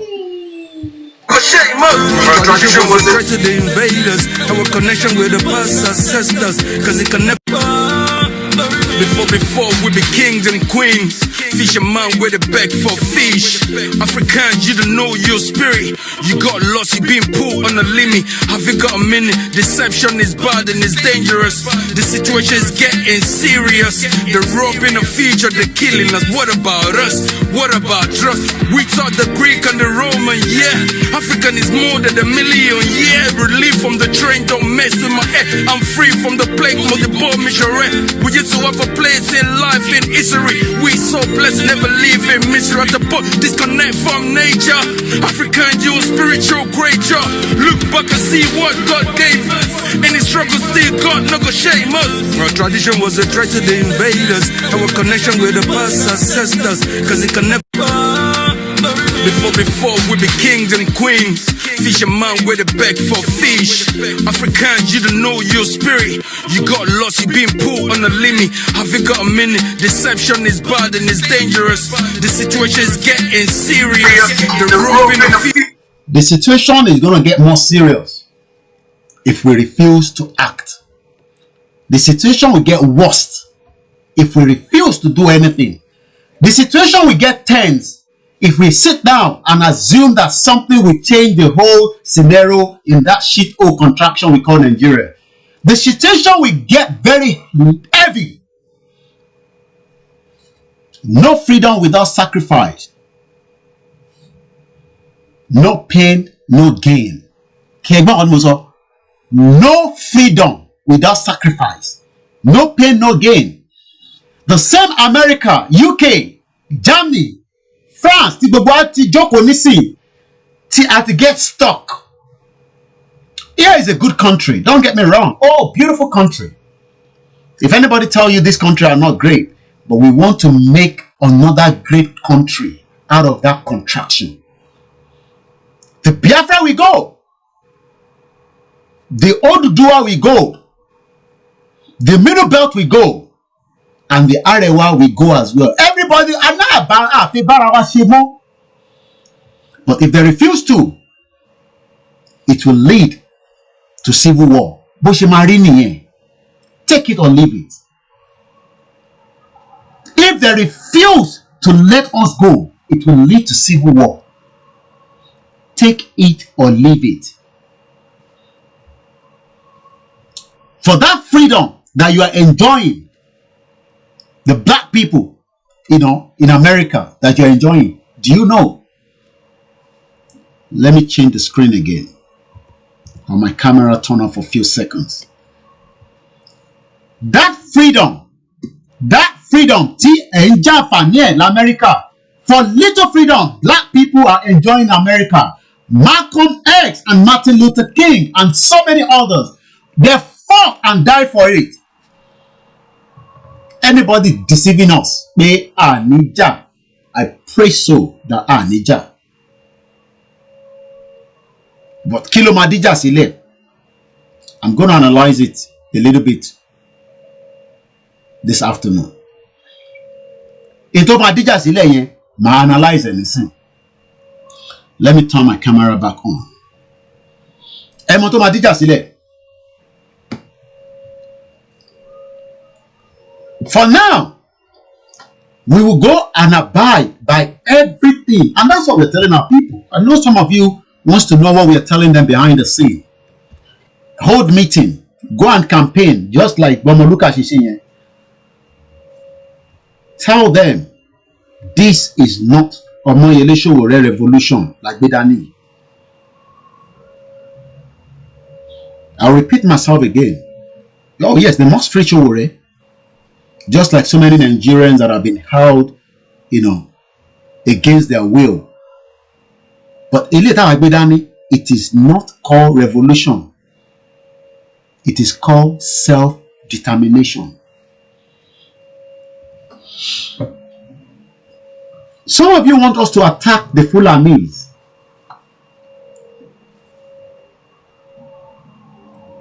But what you don't know is, these guys are not staying in one place. Those atrocities they are committing. Atrocity that's what some of you don't understand.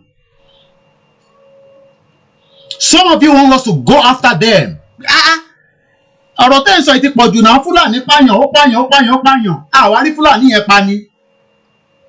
Because I will not move around. Emo. They are moving around. They are moving from one point to the other, and they can move very fast. Do you know why? Ibadan and Gonso only one motorbike only over 500. Our bike. I do pé at least I don't gbìyànjú díẹ̀. Nígbà táwọn ní 500, táwa níbi mẹ́ta. Ṣé rí pé action yẹn kò lè ṣẹlẹ̀ àbí? No, àti agree pé action yẹn ò lè ṣẹlẹ̀. So let us not deceive ourselves on that.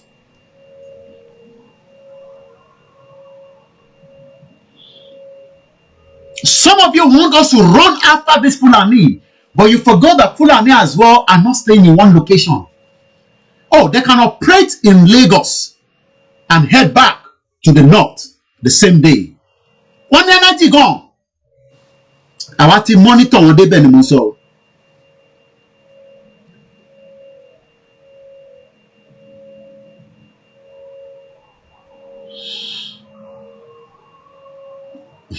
Looks like somebody. What is this saying? Let me go and look into. I know when Bashir is tackling with somebody. I want to go back and see what that. Sometimes I read the comment, and especially when somebody is giving them headache. I notice. Especially when they come on my brother, are you fighting for new Nigeria or for your own Yoruba? What does that got to do with you? Can you go out of Nigeria? I'm talking to you, Francis Chuku Fedina. So when the Biafra talk, as I listened to Nnamdi Kanu in the last program, as far as I know, Biafra is still in Nigeria. So you guys have not left, regardless of whether you started 10 years ago. Or some people always, I read comment, they say, oh, well, go to Nnamdi Kanu. Yeah, it's good. It created the awareness. But you have not left. You're still in Nigeria. So what does that mean if we play is the Constitution working for anybody? Can you leave? I'm asking you. That's my number. Call and come and defend what I just played by the constitutional video we played earlier on. Can you? I know some of you, especially most Biafra, they don't like Tony, that guy. But is that what we are saying? What has taken down the Constitution got to do with Yoruba Nation? We are fighting for Yoruba Nation.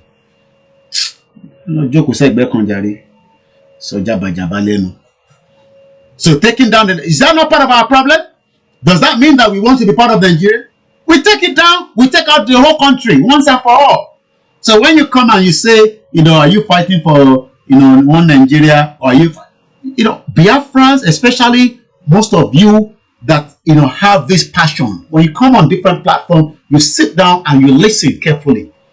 If you have problem with Tony Nandi or that other guy, that's your own problem, it's not my problem. My problem is still part of this shit old 1999 constitution. Does not mean that we still want to be part of Nigeria. We are here, we educate the people. Just like, your brother Simon Ekpa. And I have his number. I talk to him all the time. So don't come here and create nuisance of yourself asking those questions. You don't all have to agree with the taking down the... Is the 1999 constitution work? If it's working, our people will even have been much better. Even country like Scotland that have best constitution, they still want to come out of this shit called the Union of Great Britain. Don't worry, Austin. It's not a distractor, you just have to educate them. Especially I've seen one or two of them, I understand everybody's blood is boiling. Just like your blood is boiling, it's the same thing. That's why we say here, we don't criticize the Biafra, we don't condemn them. But don't come and ask, irrelevant question of, whether, we're fighting for Yoruba. So what am I fighting for? Am I fighting for, did I tell you I'm fighting for one Nigeria? So taking down the 1999 constitution means we're fighting for one Nigeria. I love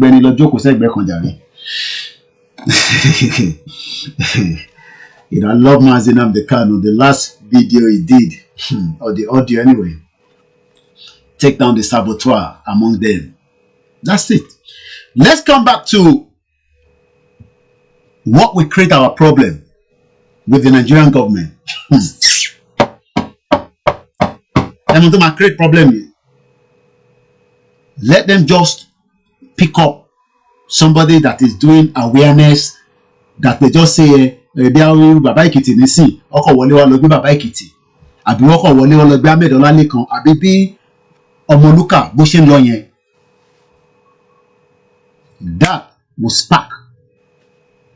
Ele o ṣe Omoyele Sowore la sọ̀rọ̀ o. Ṣẹ́rí gbogbo ìta tí ń bá bọ̀ yẹn a kò máa handle bẹ́ẹ̀, and we take the action. Intermarché yẹn ní láti worry, but gbogbo àjọ máa gbúrò ẹ̀. But going back to whether we can track down the Fulani where they are and take them out, the question is, do we run after people with bare arms? Kama ní kọ̀kan lọ́wọ́ ká kọ̀ máa lọ bá wọn nínú igbó. Do you go after Fulani tó ní AK-47 àtàwọn tá ní AK-47?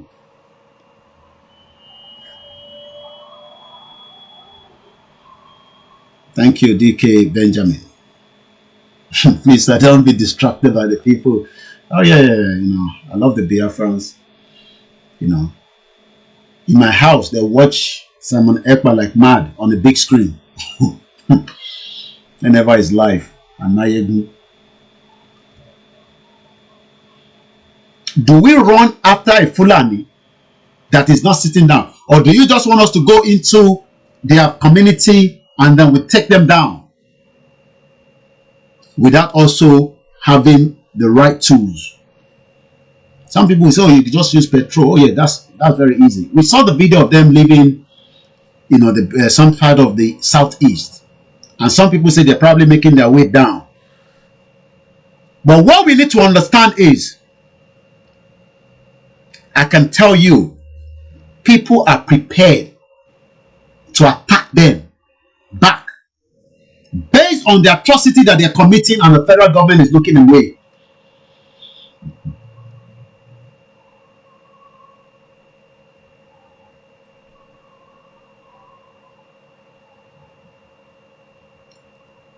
Do you want us to run after Fulani, knowing that we don't have all the necessary, tools to fight back? Somebody said that will be impossible. Babawa Deyemi.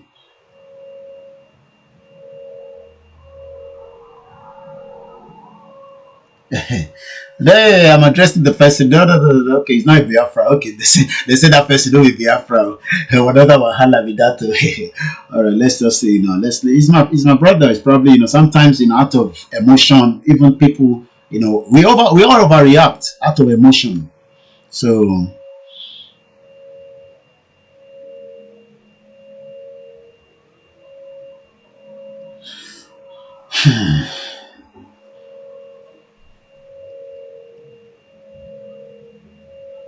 the federal government will eventually put their mouth in our teeth. And that could spark the whole thing.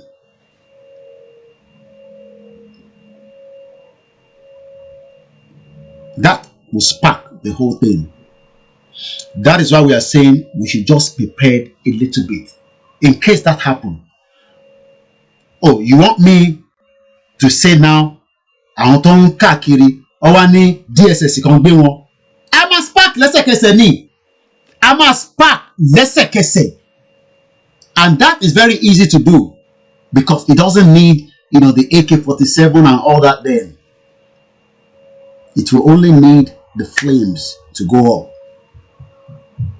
And then the whole country will be grounded.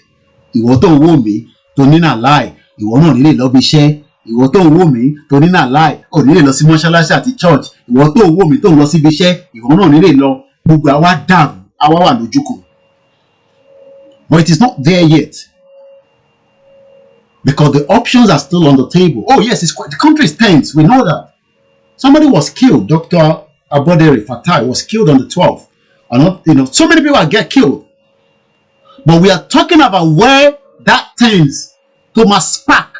Sharing spark a That's why people don't believe all. They say, oh, shut up your mouth. You can't sit down in UK, in abroad and talk like that, blah, blah, blah, blah, blah.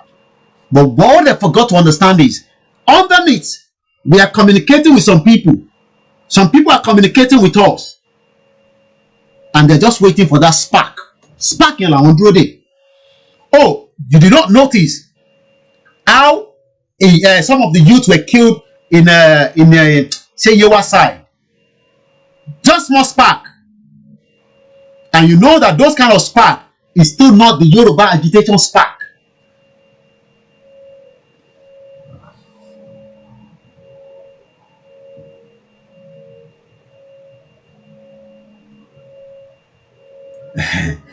Thank you very much, Uchenna. All hail the Biafra. Nigeria will come down. Before 2023 to come down. Before this year it will come down. Before next year to come down. But what everybody is waiting for is that spark. You know, like matches, spark. But the Yoruba politicians think they have the full ground support of the military to go after anybody. So the military has all these big weapons. You see them moving them around, showcasing them like they're terrorizing us. Abibeko. But the question you've not asked them is, how many areas can they cover in the whole of the country? Let's be honest with that. How many areas can they cover? I've been asking you a question. Give us their barracks location. And I've been asking myself, I thought somebody will say their barrack is in Oshodi. Another one is in next to one street. Like street cover.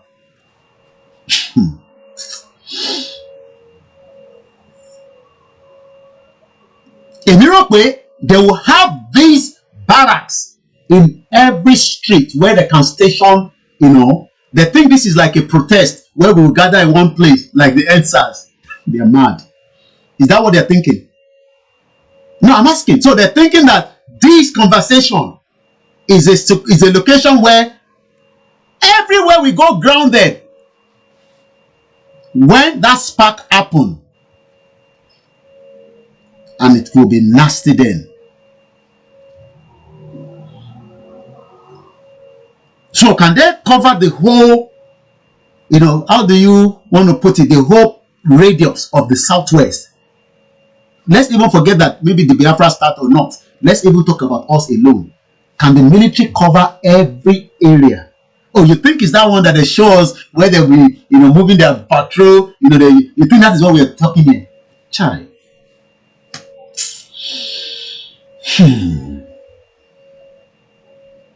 The diplomat, all the diplomats that you're seeing, all these Oyibo people, they will call quickly their aircraft with their own military. They will move them and they will leave us there. And the United Nations will be saying, hey, Ari, hey, let us. That's what the United Nations will be shouting then. The Nigeria on a break here. That, I can assure you, that it will break. So the Yoruba politician still believing that the military might will defend them. It's just unfortunate that some of them will also have to, they will run away before maybe that time or during that time, thinking that the military will then, have that power to crush every one of us. So the military will wipe up the whole every one of us, including some of you that don't believe in it. Oh yeah, here. Oh, you don't know that when trouble starts, the person will know go know. The person will not start trouble go chop inside that trouble. But here, because we are tired of living as slaves outside our own fatherland and inside our own fatherland for the selfish interest of few. Hear that again. We are tired of living as slaves in this country, as slaves, and also as slaves in our own fatherland.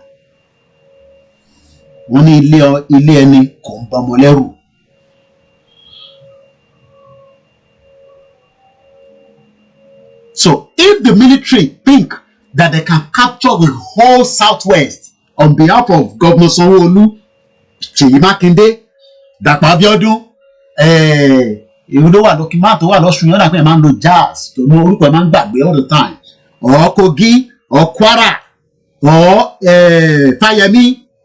If the governors, your governors, that refuse to listen to us when we are saying we are not interested in Nigeria anymore, but they are thinking that they can, like someone we call the, remind me, that one in Osun State, what's his name again? Olukaman Sapabilori, your governor in Osun State.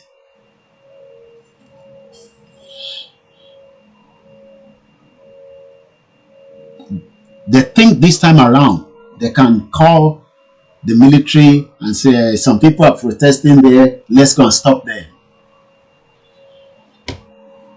It will be a different movie. Oyetola, Eshegun Mamawa, talks.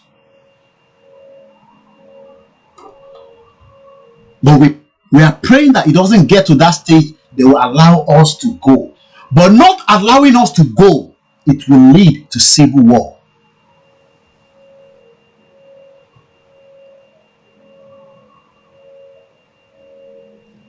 Take it to the bank. This time around, we are ready to end Nigeria peacefully. I don't want to use the other word. But the politician, the Yoruba politician, is my focus this year. I'm not interested in the kings anymore. Taba Fagbo, Burugwa Fagbo. Got nothing to say with the kings. But the Yoruba politician believes so much, especially the governors, that in phone call, they will call the Navy barrack or Joabi. I'm asking them how many people they go kill when that thing spark.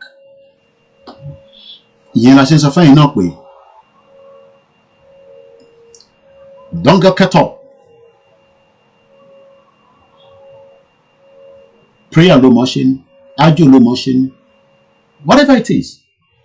We want to go through the direction of our father, Professor Banji Akintoye, to get this resolved peacefully. Which is the best option for every one of us on the table. But my question is, are they ready to let go Nigeria? I'm talking about the Yoruba politician. Why do you concern me with the Fulani? Why do you concern me with the North? Yoruba politicians, I'm asking you now, are they ready to let us go?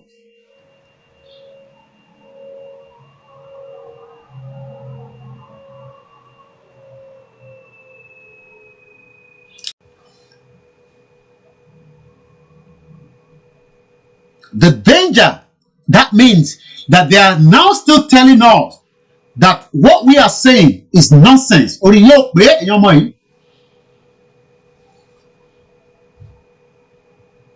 I'm not interested in the north or the Fulani of what they are doing. But the Yoruba politicians at our back end, in our own state, I don't know what happened here. I don't know how Sokoto looks like. I've never been there. I don't know where Kano is. I don't know how to get to Kano. I don't care about that area. My focus this year is my own territory called the Southwest.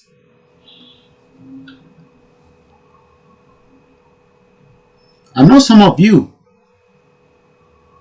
proud Nigerians looking at me and thinking it is not workable. That's why I said I am not interested in what happened in the north, southeast, middle belt. It is not my concern. My concern is the southwest, where we are saying to all the Yoruba politicians to start discussing with those that need to be discussed of our peaceful exit from Nigeria. Eléyìí sọ̀rọ̀ ọmọ ọ̀tá kan lẹ́fẹ́ kó síta lẹ́fẹ́ fi suppress wa ó ti kọjá stage yẹn nísìn. Eléyìí ṣe pé ní ẹrúkú kan lẹ́fẹ́ fi suppress wa ó ti kọjá stage yẹn. Ìtagbédání nísìn kò ń sọ̀rọ̀ politics. Don't worry about the pastors or the imams. Those are potatoes. Your politicians are the ones that have the key to call the military. Meeting Morobo. Can you come and pastor? You come and pastor at imam. Pastor at imam. I saw a petoba spark. I think to mamuko spark. Only me shalaye fún yín. Can you come and say pastor lo ma jẹ́ kó spark ni? Pastor ko lo ma jẹ́ kó spark. Pastor ba ma pray fún Nigeria. Problem te nìyẹn. Tó bá spark. Òun gan ní lè dé mọ́ṣáláṣí débi kó fẹ́ lọ sí church. When it eventually spark, both the pastor and the imam, Sheri Gbogbo congregation will tell you, it will not happen anymore. They might tell us that we are mad for trying to create trouble. Oh yes, we are better to be mad than to be under the politicians. Oh yeah, I'm not calling Fulani now. I'm talking about the Yoruba politicians that still want us to believe in Nigeria. We are not fighting any Agberus, as you are called, or Omonimoto. This fight is not for you because Enikola Mbaja, Yoruba politician, Lambasoro. We are not interested in Nigeria, and they can start discussing that in the house so that this journey will be peaceful. So it's about to spark. Àtiwọ́, àtèmi, gbogbo ẹ̀ máa dàrú. Ní wá rí ìjọba kankan ṣe mọ́. Tẹ̀sí rò pé ń rí ṣe nísìn. Oh, don't worry. When it's spark, petition will rise up because then there will be pressure from those of you outside the country. To share the petition yẹn, panic sign, sign. Tó bá spark, ẹ̀rí àánú àwọn òyìnbó tí ẹ bá sọ̀rọ̀ wá tètè bá yín máa sign it. Kò tí spark.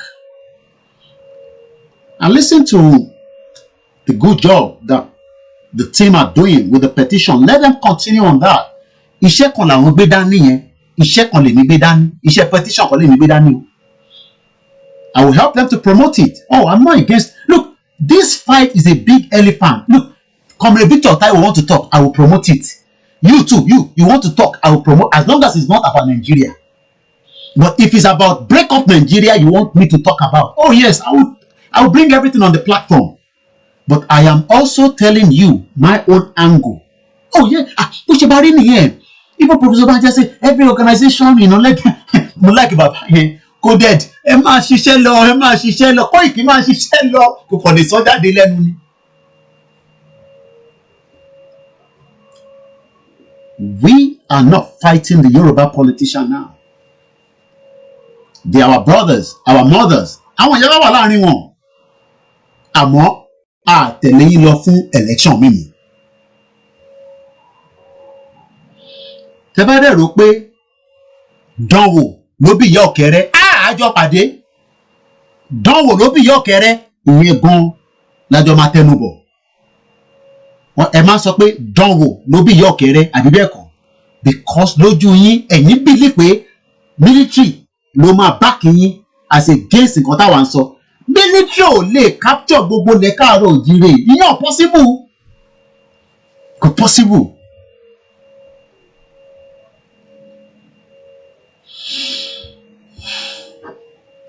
Donate, contribute. If you have more, continue to donate. You have all the account details.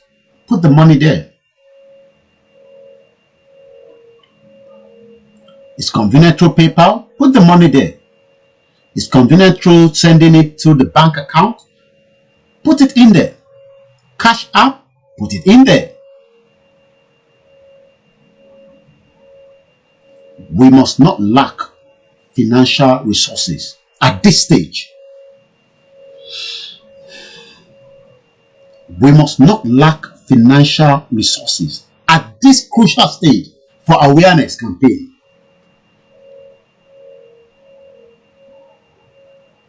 But we are pleading with the Yoruba politician to look into the matter with serious urgency. Àwọn ọmọ ọ̀tá yín tẹ́ ní kò lè capture kíní tó wà nílẹ̀. Military ò lè capture ẹ̀. Ẹ má jẹ́ kó di yọpọnyánrin. Ẹ má jẹ́ kó di yọpọnyánrin o. Ẹ má jẹ́ kó di yọpọnyánrin. Torí tó bá di yọpọnyánrin, ẹ̀jẹ̀ tó máa wà lójú nígbà yẹn ó máa yàtọ̀ sí ẹ̀jẹ̀ ojú tẹ̀ ń wò nísìnyí.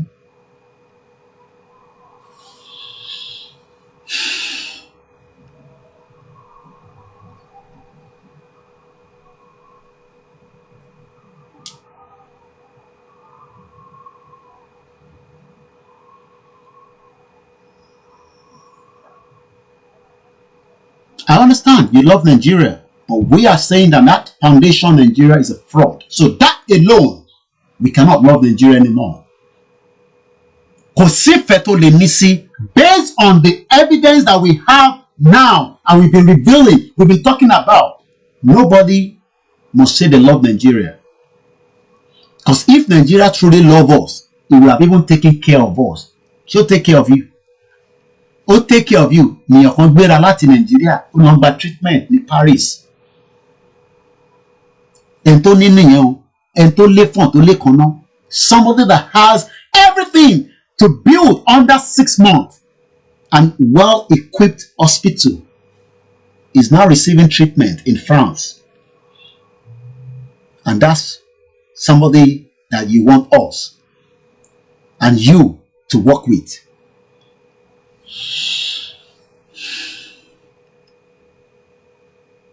Ẹ má yẹ kí kíní kó di yọpọnyánrin o. Let us sit down and start. Kò dẹ̀ ń ṣọ̀rọ̀ debate 30 years lansọ. No. We put a time frame. We end Nigeria. We come out peacefully. It is not going to end peacefully. It's going to be civil war. And don't give us those bullshit that we don't know what war looks like. Who cares about what war looks like? It's better we're in civil war and then we know that we will not go back the way it is to be than continue to be in a war and we don't know which way out. Because presently we are at war.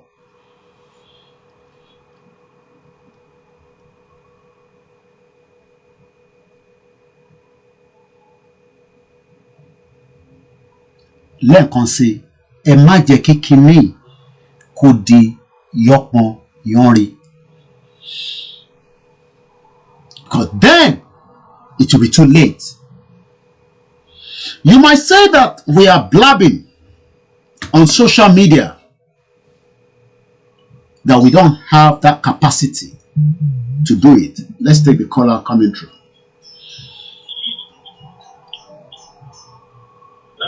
Hello. Alaikum salam. Barakatuh.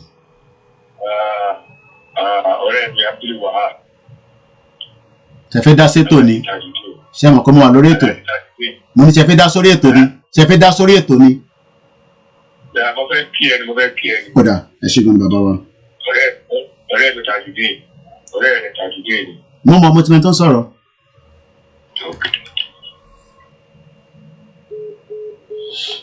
Mo kí gbogbo ẹ̀yin bàbá wa. Pray for us. Not that we are scared, but we like to be prayed for as we embark on this journey. Gbogbo ẹ̀yin Kristẹni, this is not the time to joke. Ní kẹ́ wá gbàwẹ̀ kẹ́ fi ṣera yín léṣe, but lẹ́ẹ̀kọ̀ọ̀kan ẹ máa lo verse tó máa fún wa ní ìfọ̀kànbalẹ̀ tá fi máa parí iṣẹ́ yìí. We only have 2 years. 2023 is not involved. From now, we only have 2 years to complete our peaceful exit from Nigeria.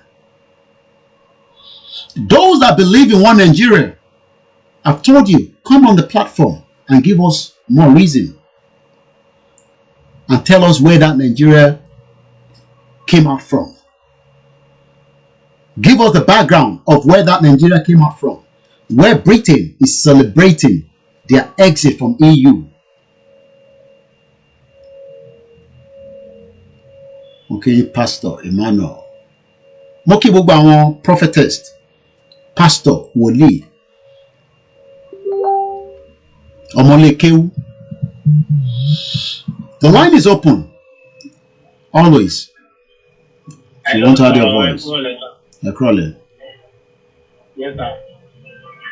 We shall not see Jackson with the sir. Okay. Ṣé dá sétò ni? Okay, everyone online. Who can be online? Okay, why don't you?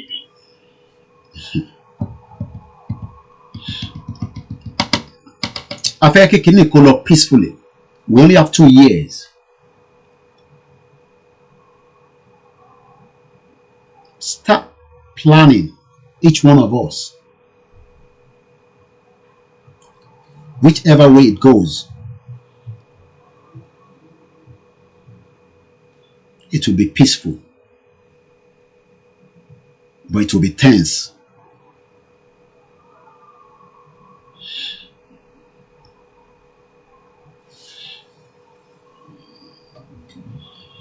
But tell them that we are not blabbing.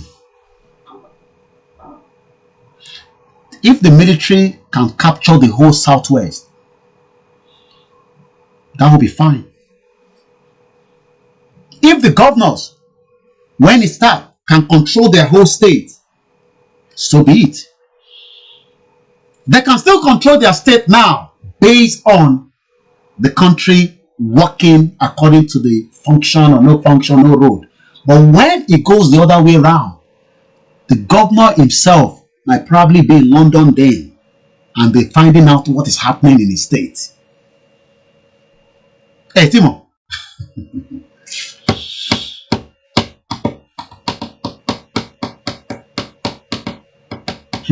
For lying a while. Governor might be outside.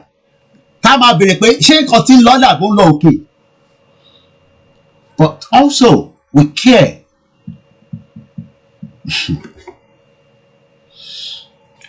I'm on a live show now. Axoba, I'll speak to you later. All right, thank you.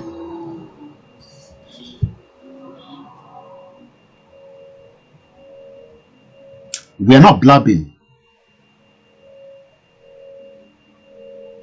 We are not blabbing. You know, I'm not saying I say we. That means there are some people underneath all over the world that are not blabbing. This is not a script. I don't give a toss about what United Nations will think. You can't look at what United Nations think. Tabati gbe fún wọn pé a fẹ́ lọ tọ́gbà. Tabati sọ fún G7 we want to go wọ́ọ̀gbà. A sọ fún G20 a fẹ́ dá dúró bí ìlú tí náà ṣe dá dúró ẹ̀gbà. Ẹ fi wá sílẹ̀ nígbà yẹn ká dé pẹ̀lú ra wa.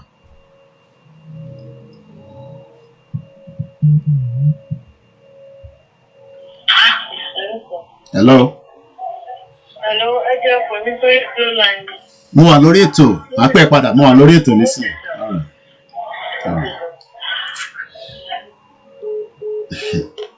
Those are the issues. Pain every day. Kò ní da fún ẹni tó bá ní pé ká má jà. Lẹ́ẹ̀kọ́, àní kò ní da fún ẹni tó bá ní ká má jà sí.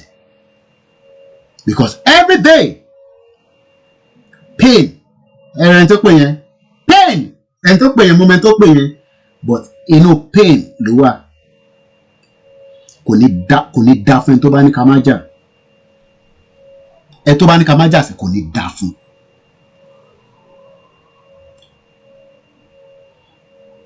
Ẹ lọ sọ fún wọn, kí ni ó máa di ọkùnrin ọrin.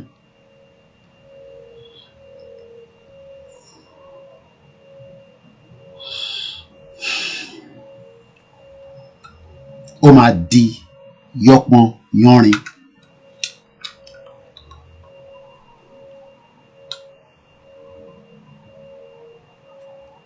You don't have to believe me.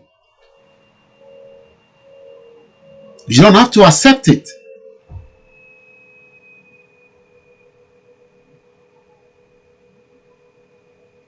This year will determine what next year will look like. Because 2023 is no boundary. No fly zone. If you go to America, you cannot fly within the White House. It's called no fly zone. To ba fly wá síbẹ̀, ó máa já wálẹ̀ ni. To ba gbémú lọ síbẹ̀, wọ́n tẹ̀ fẹ́ mọ̀ bóyá plane president kan náà, ó máa já wálẹ̀ ni. Bí àwọn máa fún ní warning lẹ́ẹ̀mẹ́ta. Move, kò move báyìí wá já wálẹ̀ because ọmọ tó ń bọ̀ kó má wá ṣe jàǹbá fún White House. It is still peaceful right now. It is still engagement right now. It is still awareness campaign right now.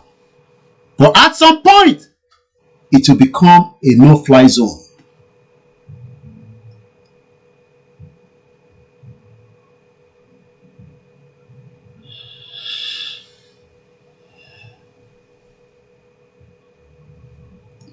The prophecies that have been seen, we will know whether it will be materialized, it will be activated or not within the next 2 years.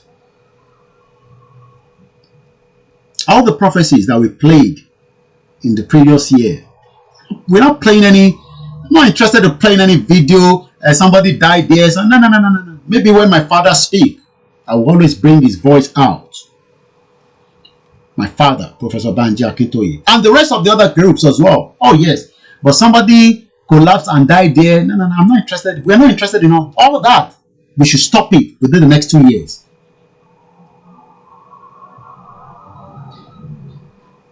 Awareness for how long? For as long as it takes.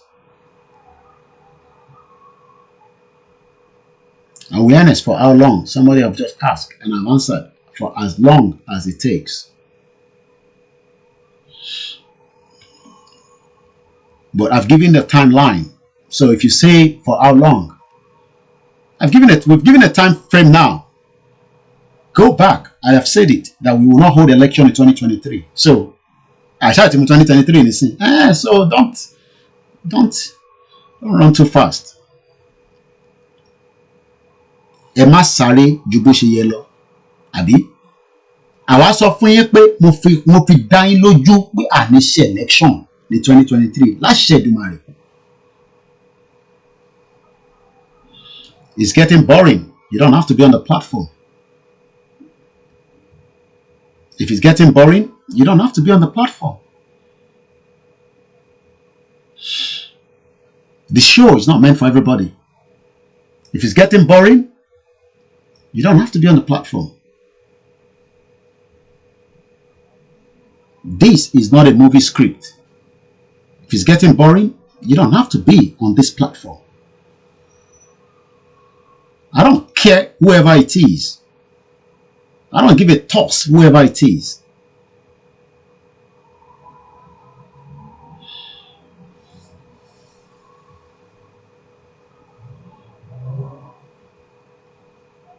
I won't say more than that. Have a very good afternoon. You'll see me when you see me again. Bye for now.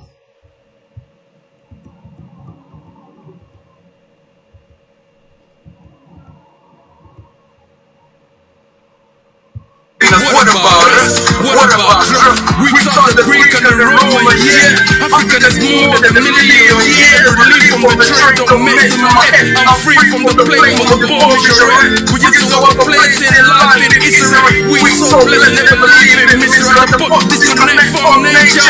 African, you spiritual great job. Look back and see what God gave us. In the struggle, still God never shed more.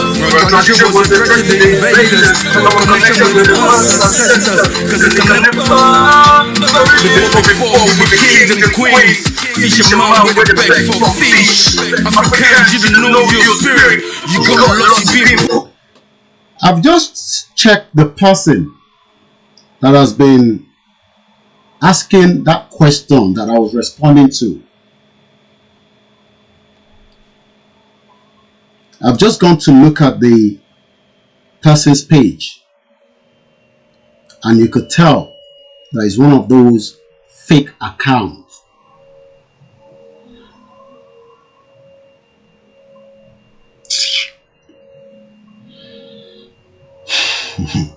Have a very good afternoon.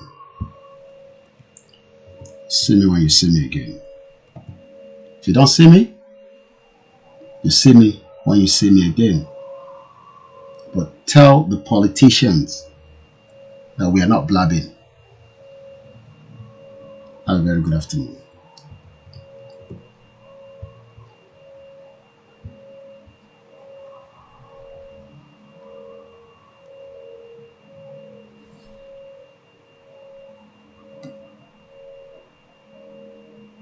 The place in life in Israel, we so.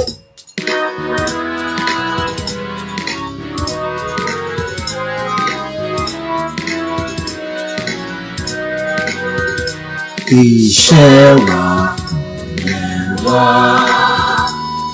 orílẹ̀-èdè wa, kàgbéga, kàgbéga, kàgbéga fàyèrè.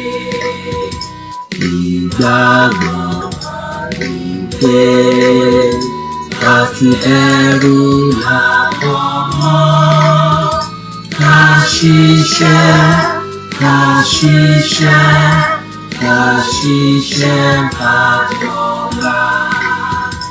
Ìṣọ̀kan àtòmìnira, kí ẹ jẹ́ ká máa lè bá tẹ̀síwájú ọ̀pọ̀ ire àtòhun tó dára.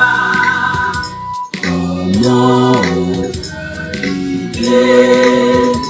Bọ́sípò ẹ̀tọ́ rẹ̀, ìwọ ni ìmọ́lẹ̀ gbogbo àdúrà. Bye for now. Africa minute, deception is bad and it's dangerous. The situation is getting serious. The rope in the future, they're killing us. What about us? What about trust? We taught the Greek and the Roman, yeah. African is more than a million, yeah. Relief from the train, don't mess with my head. I'm free from the plague, multiple mission. We used to have a place in life in Israel. We so blessed, never leaving. Misery at the put, disconnect from nature. African youth, spiritual creature. Look back and see what God gave us. Any struggle still God no go shame us. Our tradition was a threat to the invaders. Our connection with the past ancestors, cause it can never before we begin. Constitutional force major. Constitutional force major. Ó ti dé sílẹ̀ adẹ̀tí ṣe. Àwọn NINAS, Nigeria Indigenous Nationalities Alliance for Self-Determination. Wọ́n ti sọ fáwọn gómìnà orílẹ̀-èdè Nàìjíríà ìpè kàn ṣe nǹkan márùn-ún péré. Kàn ṣe gbogbo nǹkan márùn-ún péré. Wọ́n dẹ̀ ti fún wọn ní 70 ọjọ́ láti ṣe gbogbo kíní. Àwọn ènìyàn wa ẹ jọ̀ọ́ ẹ lọ sí change.org kẹ́ lọ fi orúkọ yín sílẹ̀. Ẹ fi orúkọ yín, orúkọ àwọn ọmọ yín, orúkọ àwọn ẹbí yín sílẹ̀. Kẹ́dẹ̀ fi ibi tẹ́ ti wá sílẹ̀. Àfọ àwọn tó wá láti Odùduwà, àwọn tó wá láti Biafra àti àwọn tó ní tó fẹ́ resource control. Gbogbo wa la ní láti lọ fi orúkọ wa sílẹ̀. Tẹ́ bá dẹ̀ ti fẹ́ kẹ́ mọ̀ gbogbo nǹkan tí àwọn NINAS ti ń ṣe láti ọjọ́ ogún ọdún kan. Ẹ lọ sí www.freedomfromnigeria.com. Ẹ ṣé púpọ̀.